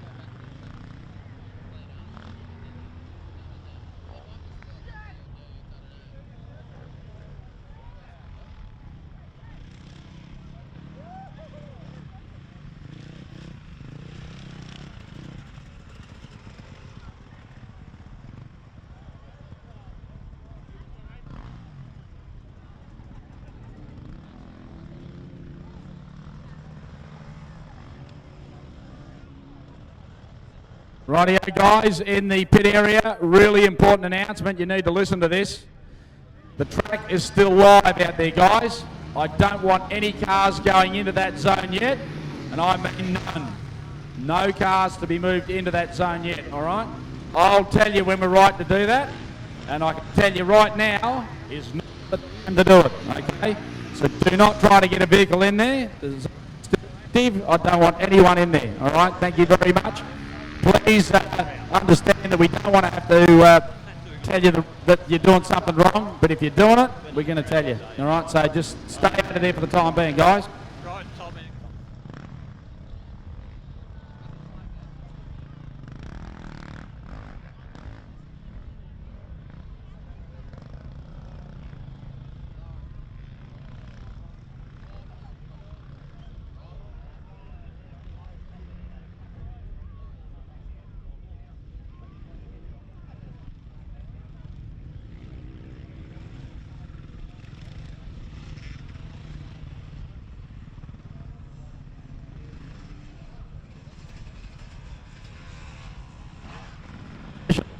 Wait patiently for our top 3 to be here first, and then we'll start working our way through the top 10.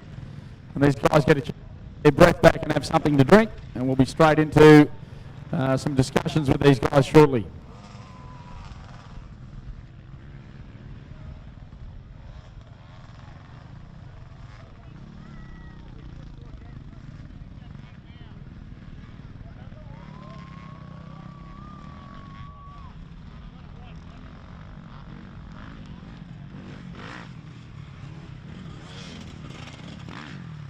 And crossing the line, the 501 of Callum Milton. Be interesting to have a chat to him about how his day didn't go really so well yesterday, and then it's gone extremely well today, with him coming through to pick up third today.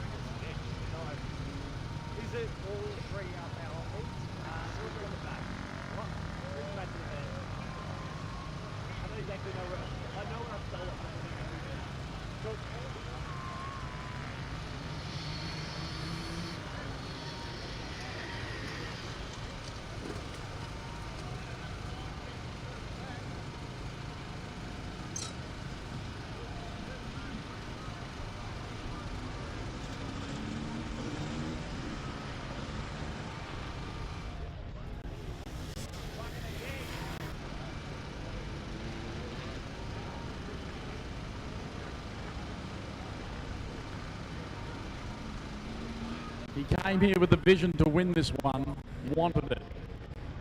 Last time he was here, he rode 4 laps. He was drained, there's no doubt about it, but he wanted to run the full distance. We were unable to do it.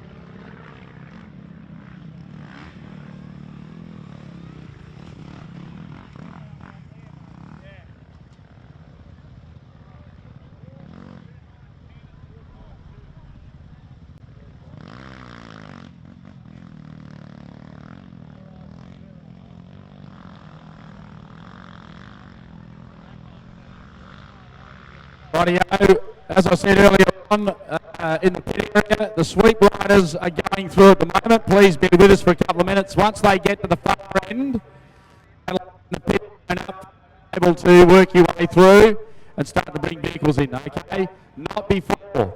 So the pit riders will go through in a couple of minutes, then you can start bringing your vehicles in. Please be careful bringing them in with all the activity of people moving around.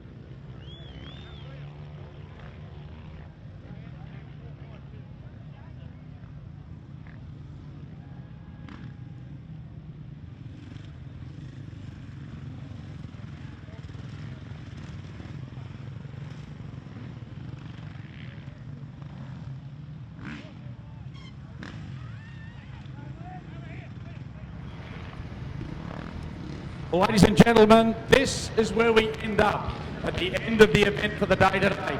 The 2021 Penrite Oil's Hattah Desert Race has been run and has been won. 8 laps of torture out there has provided us with the top 10 that we'll start to work our way through. But the first guy I need to talk to is the master, the man who sat at the front of the field.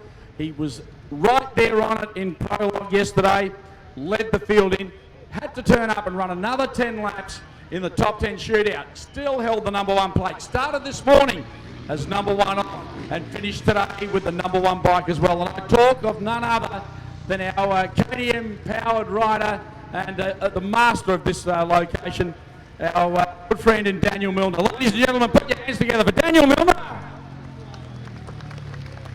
Daniel, this place has been an incredible journey for everybody. I think the year before we had the downpour, we filtered you with dust and bull dust and you couldn't see where you were going. Then the next year in 19, we decided to let the heavens open and drown us and only get half distance. Then COVID turned up and shut us down for 12 months. But Hattah has rewarded us today. What an incredible day's riding. Absolutely. It's been a crazy, 4 years with conditions, I think 17 was my first one back for a while and the conditions were absolutely perfect. And then, 18 dusty, and then, what we dealt with in 19 was probably one of the craziest things ever. And, a few rain clouds showed up last night and I started worrying again it could happen. But, it's been absolutely unreal out here today. You could not honestly get conditions any better. I think, how much rain has fallen and soaked in out here has made the track unbelievable, but also made it to chop out so much. It was one of the gnarliest Hattahs I've ever done, and thinking, obviously the, COVID, a few borders have been shut and stuff like that, and there wasn't as many people here as normal, but man, the track was probably the gnarliest it's ever been, that's for sure. And of course, Hattah is one of those things you can never ever predict what the hell is going to happen at this place. You just have to let the story unfold, and unfortunately for some they succumb to it. But to win it, you've got to be on it all the time, but you've got to be watching what the hell happens because it just changes so much. Yeah, for sure. The track, like from the first lap being completely smooth to the second lap, it's chalk and cheese how much it changes, and then having the competitors there, Meso was pushing me that whole time, and I tried to slack off a bit there in the second last lap and tried to relax, and then the next minute he got 20 seconds within me, so had to try to drop the hammer again and try to pull away from him. So unbelievable ride by Meso. We've been putting in a lot of work down at my property, down at Hopeton, and training hard, myself and Mason, and it goes to show with the result today, that's for sure. And this COVID thing's been a real pain, hasn't it? Because at one stage there was discussions about what bikes do you ride because you can't get things from somewhere else, and just chaos. Yeah, for sure. The heartbreaking part is my mechanic hasn't been able to come down because he's in the red zone in Sydney. So, Mick built me the bike and Declan drove it to the border, and then we had to go over the border to get the bike to bring it back. So, and then run it in and do everything here, and then Kevy and the 2 Daves and Frosty from Choice Suspension, and Rob Snodgrass. Without them guys, there's no way I could be here on this top step. And also Nath being out on the track and giving us pit boards and let me know that Mason's breathing down my neck. So, it's been unbelievable, and it pays off. That it shows that hard work does pay off between myself, Mason, and also the team. That. Poor old Minnie, our team manager back home, stressing pretty hard, and he's been ringing us every day and making sure everything's right. But the boys have done an unbelievable job, and absolutely stoked to be on the top step. Well, mate, cool phone calls going that way today. That's exactly right. They'll be stoked, so we'll have a couple of beers for them, and I can imagine they'll have a couple for us up there. So no, it's good. Good on you, Will. And thank you so much for your time and the stiff competition you give to these guys. And as always, lovely to talk to you, Daniel. You're a great guy. Thank you very much, and thanks to the crowd for cheering. It's unbelievable going around out there and having them guys, cheering on the side of the track and here also. It's awesome. So well done to you guys. It's awesome to have you here. Ladies and gentlemen, winner of the event here today, Daniel Milner. A round of applause for him. Rightio, we'll call on our second place rider now, hailing down into the Yarra Valley group and on the gas today. Please make him welcome as he took the challenge to Milner. Trust me, he really did. And great to see a junior moving his way through to the senior ranks and being as quick as he is. Ladies and gentlemen, second today on the gas, Mason Simmons. Put your hands together for him. Come on. Mason, hard day, but a good solid day's competition, yeah? Yeah, for sure. I mean, them first 2 laps, well, especially that first lap, just following Milner and I just power sliding around all them corners. There's nothing like it. I've never had so much fun on my dirt bike, I don't think, racing. So to be racing against a world-class athlete like Daniel himself and, you know, landing off him, like he said, we've been putting in the hard work, so and it did pay off today going 1-2. So no, I'm pretty happy. And that track, I mean, 4 hours, man, that's a long time around there.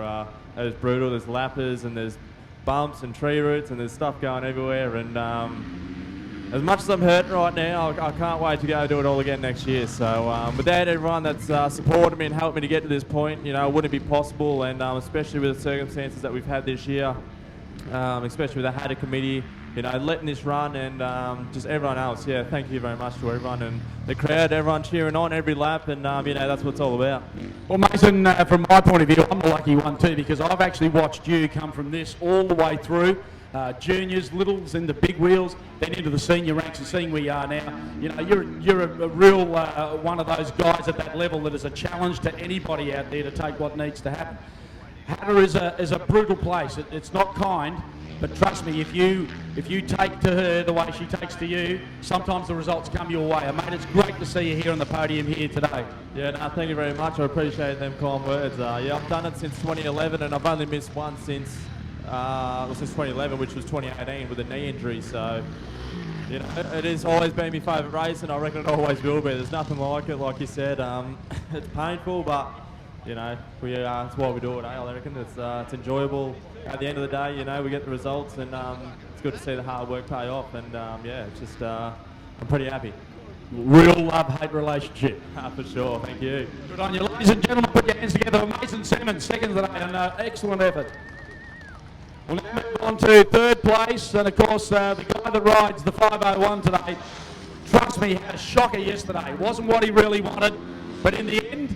The cream comes to the top. Please, ladies and gentlemen, for third today, please make welcome our good friend, Callum Norton. Round of applause for him. Come on. Cal, I am so happy to see you here today. Seriously. Yesterday was almost like you kicked a mirror ball and broke a guts full of mirrors, but how good is it to be standing here now, mate? You worked for that today. Yeah, it's awesome. It's really good. The front 2 boys rode awesome, and there's some people on it out there, you know, that I actually got it random quicker than I thought, but I had to work for it, you know. I went as fast as I could those first 2 laps to try and make up as much positions as I could, and I was feeling it sort of around that 2-hour mark, and then come good again, which was nice, but the track was perfect. I've never ridden anything like this before, and no dust at all. It was awesome.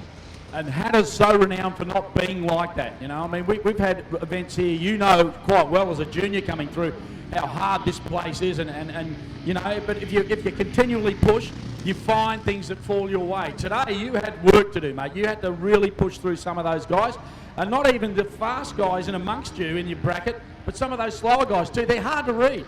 Yeah, very hard, and you know, these conditions are tough to ride as it is, you know, whether 4 hours. So when we're, you know, catching up to a few of the lap riders at the end there, you know, you just got to be careful and pick this spot. But you know, they're doing their best, so you can't get angry or anything if they cut you off or whatever. You just got to keep going and keep ticking. And it's awesome. They might have their own little battle going too, so you just got to keep going. And it's good.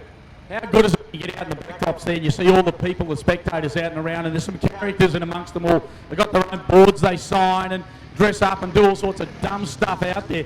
But they love this race. They love seeing you guys in action. It's just so great, isn't it? Yeah, it's awesome. They were still out the back on that last lap, which was great. It just keeps going. You look forward to each section, and they had Lee and Kylie out the back, and in the same spot every lap, so that was nice to see them there. And then I had mates all over the joint carrying on, and that was good. So seeing some good costumes and all sorts out there, so it was good.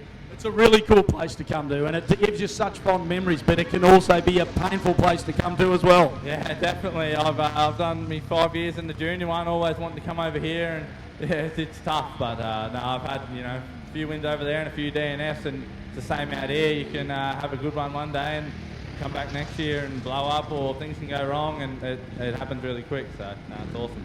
Callum, trust me, from me to you, I've been here 20-something years with this race. Today, this third place is almost a win because what you've had to endure over the last 2 days has been nothing short of having to work your butt off, mate. And I congratulate you to finish where you have and bring the 501 home, mate. Well done. Great. Thank you very much, and thanks to everyone, all my sponsors, Husqvarna in Australia, to Declan Adams. He couldn't make it here this weekend, which is a bit of a bummer, but he worked his butt off on this bike back in Sydney, and he's done awesome. And then to Lee and Kylie, and Casey, the girlfriend, I've pretty much been living here the last year, so can't thank them enough. Lee takes me out riding every day and making sure all's good, and it's been great. And then the family come up to support me, which is great, so I can't thank everyone enough. Good on you, mate. Ladies and gentlemen, a round of applause for third place rider Callum Norton today. Well done.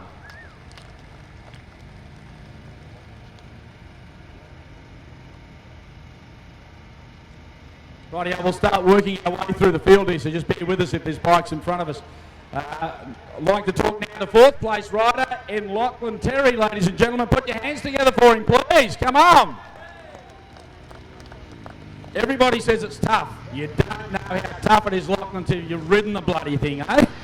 Yeah, I reckon there's a few boys out there hurting still, to be honest. It was pretty tough from about 4 laps in. It was brutal. Hey Lachlan, I know you've ridden this on a number of occasions, and the times you've ridden here, so many things change. You know, we had the downpour last time before that bull dust. It really is a place that just is not kind at times. Yeah, no, I think it's hands down the hardest race in Australia. 4 hours of just huge whoops. It's super gnarly. When it's wet like this, it just gets so rough. And no, it's good, but yeah, tough. Obviously happy with the team, the bike, everything went your way. Some things don't. I know you'll have your own stories of different things that happened out there that probably weren't the way you wanted it to be. But to be in the top 10, that in itself is a masterpiece stroke. To be in the top 5, that's incredible, mate. So well done. Seriously, I mean that. Well done. Yeah, no, thank you very much. With the team thing, there is no team. It's me and about 4 blokes. Put in some work and that's it. We do it. But that's your teammate, and they're there behind you 100%. And of course, hailing out of Shep, it's tough when you're doing things like that, particularly when you've got factory guys you're chasing, but you just got to keep pressing on. You don't get rewards if you don't put out, isn't that right? Yeah, no, Steve Jones has got the bike perfect, and Troy Tremor's got me body working really well, and Dad and everything, just constant support and a bit of passion, and we've got it done. We're stoked. Good on you, well done. Ladies and gentlemen, put your hands together for Lachlan Terry, please. Thank you.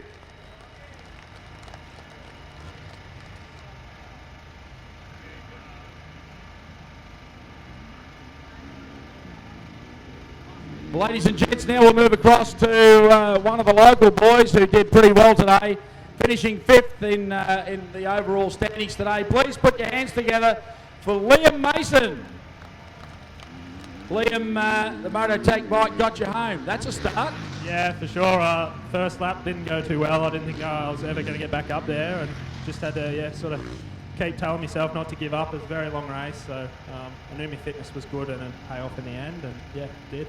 Importantly, you've got a pretty good team behind you as well, as far as a small network of people. But as a local, I can tell you, and you know it better than anybody, it's not an advantage to be a local because it's even for everybody. That track today was tough track. Yeah, no, for sure. It's not like Fink. We don't get to pre-run it. So the only time I look at it was Thursday and Friday, just like everyone else. So that's probably one of the main reasons I love it. And that was probably one of the roughest tracks I've ridden. It was unreal. Definitely. Fitness paid off in the end. And that's the thing I like to talk about. The fact that you're a local doesn't mean that you get the advantage. The advantage is for everybody that turns up on the day and reads what's developing out there. And that track changed continually all day today. Yeah, for sure. It was even just from the first to the second lap, there was a massive change. You can just have to straight away start trying to pick smooth lines and be smart and find the quickest way around. And talk about locals, Kenny Reid and the guys do an awesome job of this place. They really do it. They're the custodians of what you guys ride on. I can't thank them enough for the work they've done to give you what you've ridden on today. Yeah, for sure. Everything's marked out perfect. Track's clear. If you're running off it, you knew. So, for sure. Big thank you to them guys putting in all the work, all the volunteers and the club, everyone, especially this year with all the cut they would have to go through. So, big thank you to them guys for sure. Good on you, Liam. And this won't be the last Hattah for you, will it? No, I'll be back next year. Good on you, well done. Ladies and gentlemen, Liam Mason, put your hands together for him, please. Thank you. Right, I think we're still live. Oh, we're still live. We're going to be live for a while. Move down the field a little further, and here it is, the number 10 of the Bolton motorcycles. There we go, we got a bit of view through. Just work you out this way a little bit, Alex. There you go. Alex Bolton, ladies and gentlemen, in 7th outright today. Congratulations, Alex. Tough day in the office. Yeah, it's just as hard as I remember it in 2018, that's for sure, the last 8 laps that I did, so yeah, hard. We decided to keep the track a little drier this time around than we did in 19, but 18 was probably the day that, still tough, wasn't as wet, but trust me, it was still hard to ride, even though today was, conditions probably a little bit better, still tough. Yeah, definitely.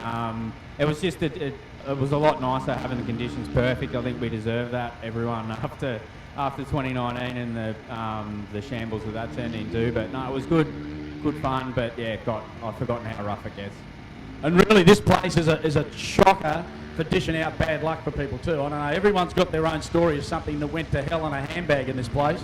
Yeah, definitely. Like, I had a couple of little dramas, fuel cap, and then there was a steering issue, but I don't think you can get through that race without something happening anyway. Well, mate, well done for getting into the top 10. That's a journey in itself. And I'll ask the question, back next year? Well, I wasn't sure, but you finish it and you go well, and then you get keen again straight away. But we'll see how we go. Oh, well, let's see how it happens. Ladies and gentlemen, for Bolton Motorcycles, our 7th outright, Alex Bolton. Put your hands together for Alex. Thank you, Alex. Thanks very much.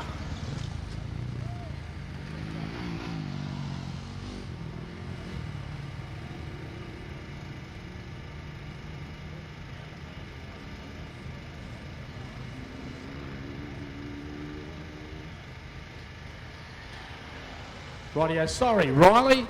6th place outright, ladies and gentlemen, the 452 of Riley Graham. Put your hands together for Riley. Sorry, buddy, I jumped around and missed you.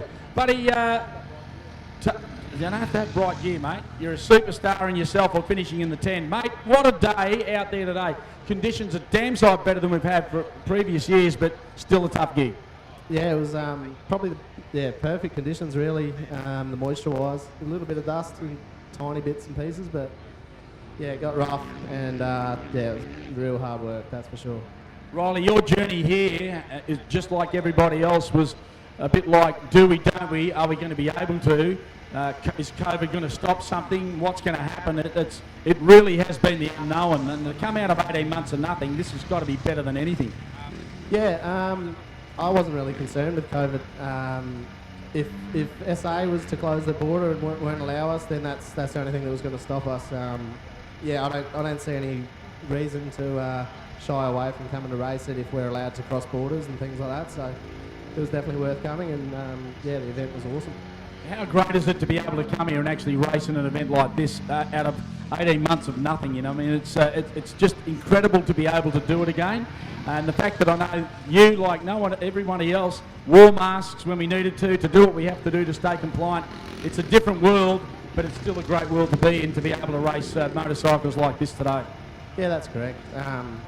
Just comply with the rules and regulations, and everyone has to deal with it. So it's not really a big issue. It's just part of our lifestyle now, which is unfortunate, but we'll just carry on. Obviously got people you want to thank? Yeah, obviously, I've got to thank my parents who came along to fuel up and help out. My brother who came along and raced as well. Ram Racing Trailers, SK Designs, View Goggles, Yamaha Australia, Stel from On Point Suspension.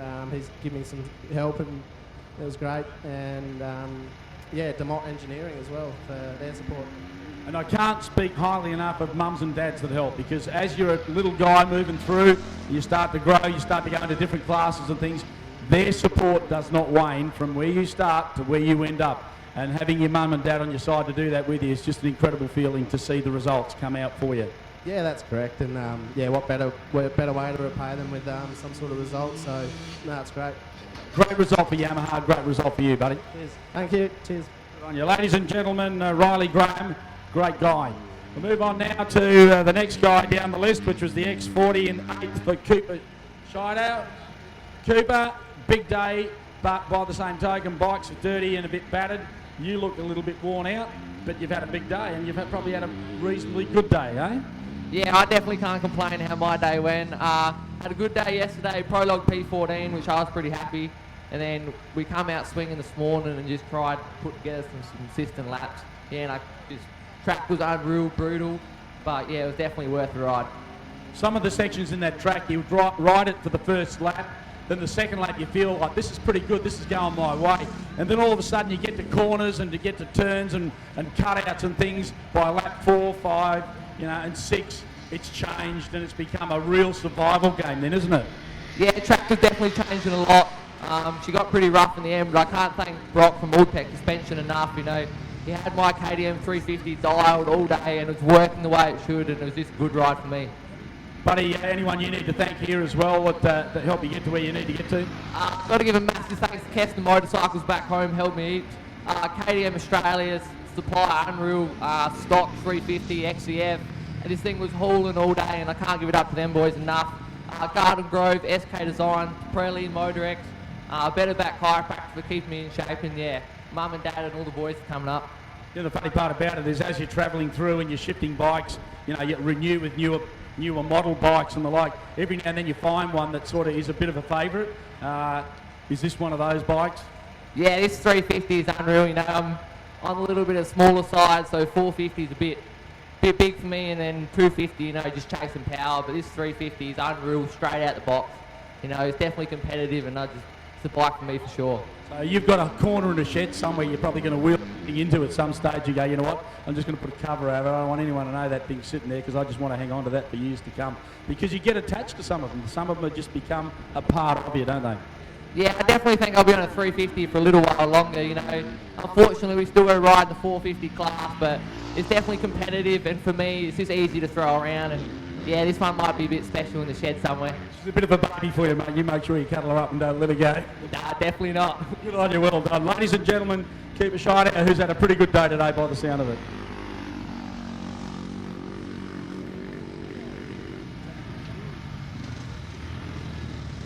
Righty, we'll move down the field a little further into 9th. One of the local kids who's worked his way through, hailing out of Golgol locally here in Sunraysia, and aboard the bike that's given him the result today in 9th. Samuel Pachera, put your hands together for him, please. Come on. Sammy, great to be here in the 10, buddy. Yeah, started off with prologue in 25th, so I had a bit of work to do and smoked myself at the second lap. Yeah, thank you for that. Mate, the story is you don't give up. You start an event like this and it doesn't matter what gets thrown at you. Sometimes, guys go past or whatever the hell happens. You got to have a clear head. You got to be focused on what you got to do and just get on with the job. And you know what? When you get to the end of the race, sometimes you surprise yourself that you've gotten past things that you just didn't think you were going to be able to do. Top 10 is a brilliant result, mate. Seriously. Yeah, thank you. Samuel, obviously people you need to thank that have been behind you to help you. It's not easy, buddy, to do this on your own. Golgo Hotel, Unit, Exposed, Pod, Innovative Metal, and Fortitude Health Company, Valley Bearings, and Mototech. And what about the people behind you, mate? There's obviously people that are behind you, pushing you all the way and helping you along. Yeah, Mum and Dad, great. My brother and Nate for helping out with the pit today. Yeah, it was unreal. And of course the people out on the track, all the locals, they're berserk, aren't they? They're nuts out there, but they support this race. They love it so much, and you would have been cheered on it in a number of locations out there. Yeah, it was really good. Everyone was out there, so it was good. They kept it going. Well, mate, wash off, clean up, get yourself organised. Hattah for next year starts now. I'll see you next year. Good on you, buddy. Well done. Samuel Pachera, ladies and gentlemen, 9th today. Great effort for the young fella. Well, let's move our way down to the back end of the 10. Mind you, by all means, it's not the back end at all. This is only the 10 that came through across the line first. There's a lot of stories behind this mudguard going back that way. They're a lot worse off, but a tough day's ride. Please make him welcome, ladies and gentlemen, Hattah Simmons. Yeah, great round for him. Hattah, tough day in the office. This is not an easy gig for anyone, is it? Not at all, not at all. Mate, I've spoken about the guys, the way the track changes out there and all the rest of it, but it's not just that. It's what happens in your head. It's the things you hear that you think something's going to drop off it. It's the way it steers. It steers different now than it did this morning. All those things that you fight in your head, but you just got to focus, don't you? It's a hard gig. Yeah, it's definitely a hard gig, buddy. You know, when your bike's skipping gears flat out down the straight and you're swinging off it. Like I was by myself out there for like 3 laps going, I don't even know where I am. And yeah, it's a big mental game for sure. And of course, every now and then when you drop into the pit zone and the guys load you with fuel and they refuel you and give you a drink and all the rest of it, it's almost like you come out of this zone that's nothing to focus you again, and then you go back out and you go, you know what, I've got to get out and get this done for these guys, you know. It just charges you on lap for lap, doesn't it? Yeah, for sure. You come in, you're a bit refreshed, go around, you know, where am I? And then you refresh again, something, I don't know. It's a hectic race. You know, I'll try to prepare my best as possible for the race. You know, I've had a bike, just got this bike 5 weeks ago, so, and haven't had a bike for pretty much most of the year, so went balls to the wall and go to my best track. Well, this is a pretty awesome effort for a bike that you haven't had for that long, and the fact that you got out there just kept charging on. And how good is it when you get out there and amongst all that scrub and there's all these people out there cheering you on? That's got to lift your spirits from time to time, doesn't it? Oh yeah, for sure. Especially when you see some of your boys from down the area come up and, you know, all your mates in it, it's unreal. Who are the list that you've got to think? Obviously, business, names. Yeah, I'd like to thank obviously my mum and dad, Berkey, Double Asphalt Constructions, been in the pits, Choice Suspension, Jolsey and Frosty getting me bike set up. Yeah, everyone involved, friends, family, people taking them on your apprentices during the week, and just everything comes together, you know. Well, mate, let me tell you one thing, right? Berkey, good guy and all, don't end up like Berkey, all right? Seriously, I know that guy from a long way back. He's a good guy, but he is a monster to lead you straight. Yeah, no, that's it. Good guy, though. Alrighty, ladies and gentlemen, that pretty much wraps it up for our top 10 today. What an amazing event we've had down here at the Hattah 2021 Desert Race with our good friends from Penrite, and of course all of the footage that's been taken today beamed out to the greater world. If you're out there in the greater parts of the world watching this event, one thing we do make sure we do every year is to invite you down. We need you to come and see it for real. The crowd here will testify how good this race is. Everybody, do we love Hattah? Yeah. Get yourself trackside next year for the 2022 Hattah Desert Race. We've still got plenty to finish and lots to tidy up, presentations to do, but our top 10 guys testify how good this event is. Ladies and gentlemen, the 2021 Penrite Hattah Desert Race all but run and done for this year. Thanks to Penrite, of course the team from Optus, the Mildura Rural City Council, GBM Consulting, and of course the Northwest Victorian Motorcycle Club for doing everything that they've done for us this weekend to make sure that, COVID or not, we had a race to run here this weekend. Thanks once again to everyone involved, and we'll be back within a little while with a bit more footage that we shoot from this fantastic location here for the 2021 Penrite Oils Hattah Desert Race here this year.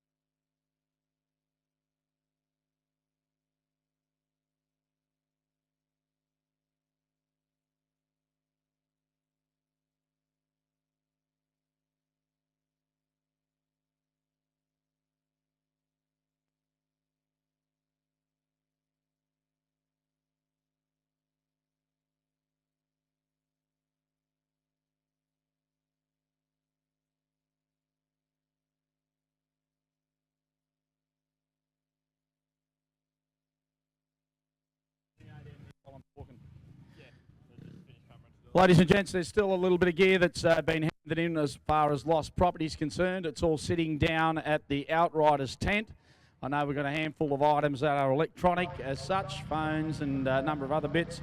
If you've lost phones, tablets, parts off bikes or whatever the case, you need to head down to the Outriders tent down in the pit area. They've got a stack of gear that can be retrieved if it's yours. Please make sure you head down. As I said, a number of phones and bits that have been handed in. So down at the Outriders tent for lost property.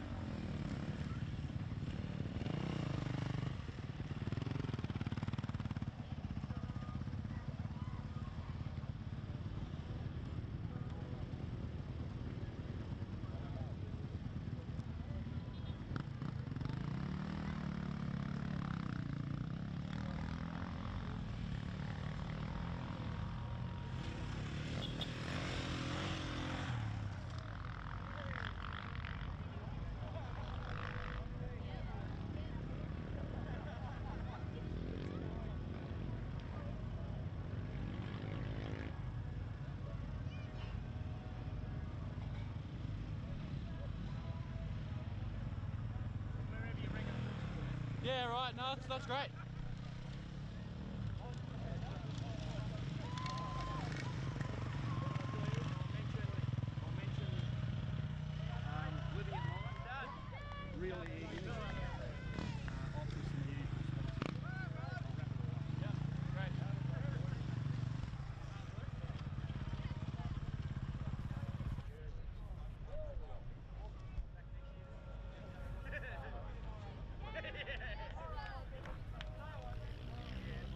So I'm doing this. Maybe not tomorrow.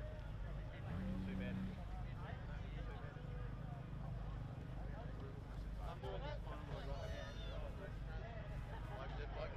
this one. You made it, mate. You made it. We went out. If you did that last one, go do there for you.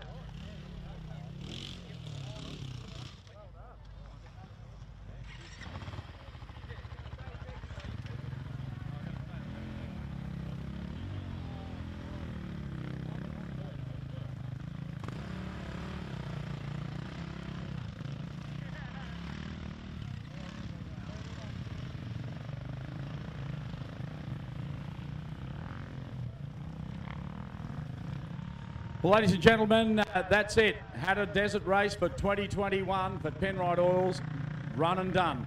As we get ready to start the sign off for the day today, it's been an amazing journey coming out of 18 months of lockdown with nothing to do to get to here, to climb the mountain full of regulations and all the other bits that have hardly scratched the top of what we've had to do in the years before, and now to be able to run the event, great to do. But on top of that, it means that we've had the ability to run around this 40-odd kilometre circuit throughout the day today and provide some of the best racing that we've ever seen in this location for the Hattah Desert Race. What more can I say than it's all been wrapped and run and done. For the film crew here this weekend, we hope you've enjoyed what you've seen. Images coming to you courtesy of Living It Live and the guys from Real Air Imagery. Thank you so much for capturing a vision around the place. For Optus, for sending out all the data and the detail to everybody out and around the globe to watch what happened here this weekend. Our sponsors in the Mildura Rural City Council and GBM Consulting have done an amazing job of looking after us down here this weekend. And on top of that, the Northwest Victoria Motorcycle Club as the body that puts this together. So much hard work for a team of volunteers and people that pull it all together. And of course, our naming rights sponsor, Penrite, who have been with us for a number of years now. Thank you so much to the Diamond family and everybody involved for helping keep this dream alive for Hattah. What does it mean? It means we all come back next year to do it all again. All of the guys that go away, battered, bruised and torn, will come back. They'll all want to take the crown next year. Will it be Daniel Milner? Will it be someone new? We don't know. What are the challenges? They'll just be as great. But it means that we're all here doing it all again next year. We thank you for tuning in and making sure that you've seen all these images, and we hope that the bug has bitten you, that it wants to bring you here next year to be able to see it live for yourself. And if you can't, you know that you've got the images that come out of course, living it live and real air imagery this weekend for giving that to you. We hope you enjoyed your weekend down here with us at Hattah. Friday, Saturday, Sunday, 3 great days of an awesome event. And thank you so much to everybody that's been involved and made Hattah a success again. Good to be back, great to be competing, and great to have you on board live and watching those images around the country. See you next year for Hattah 2022.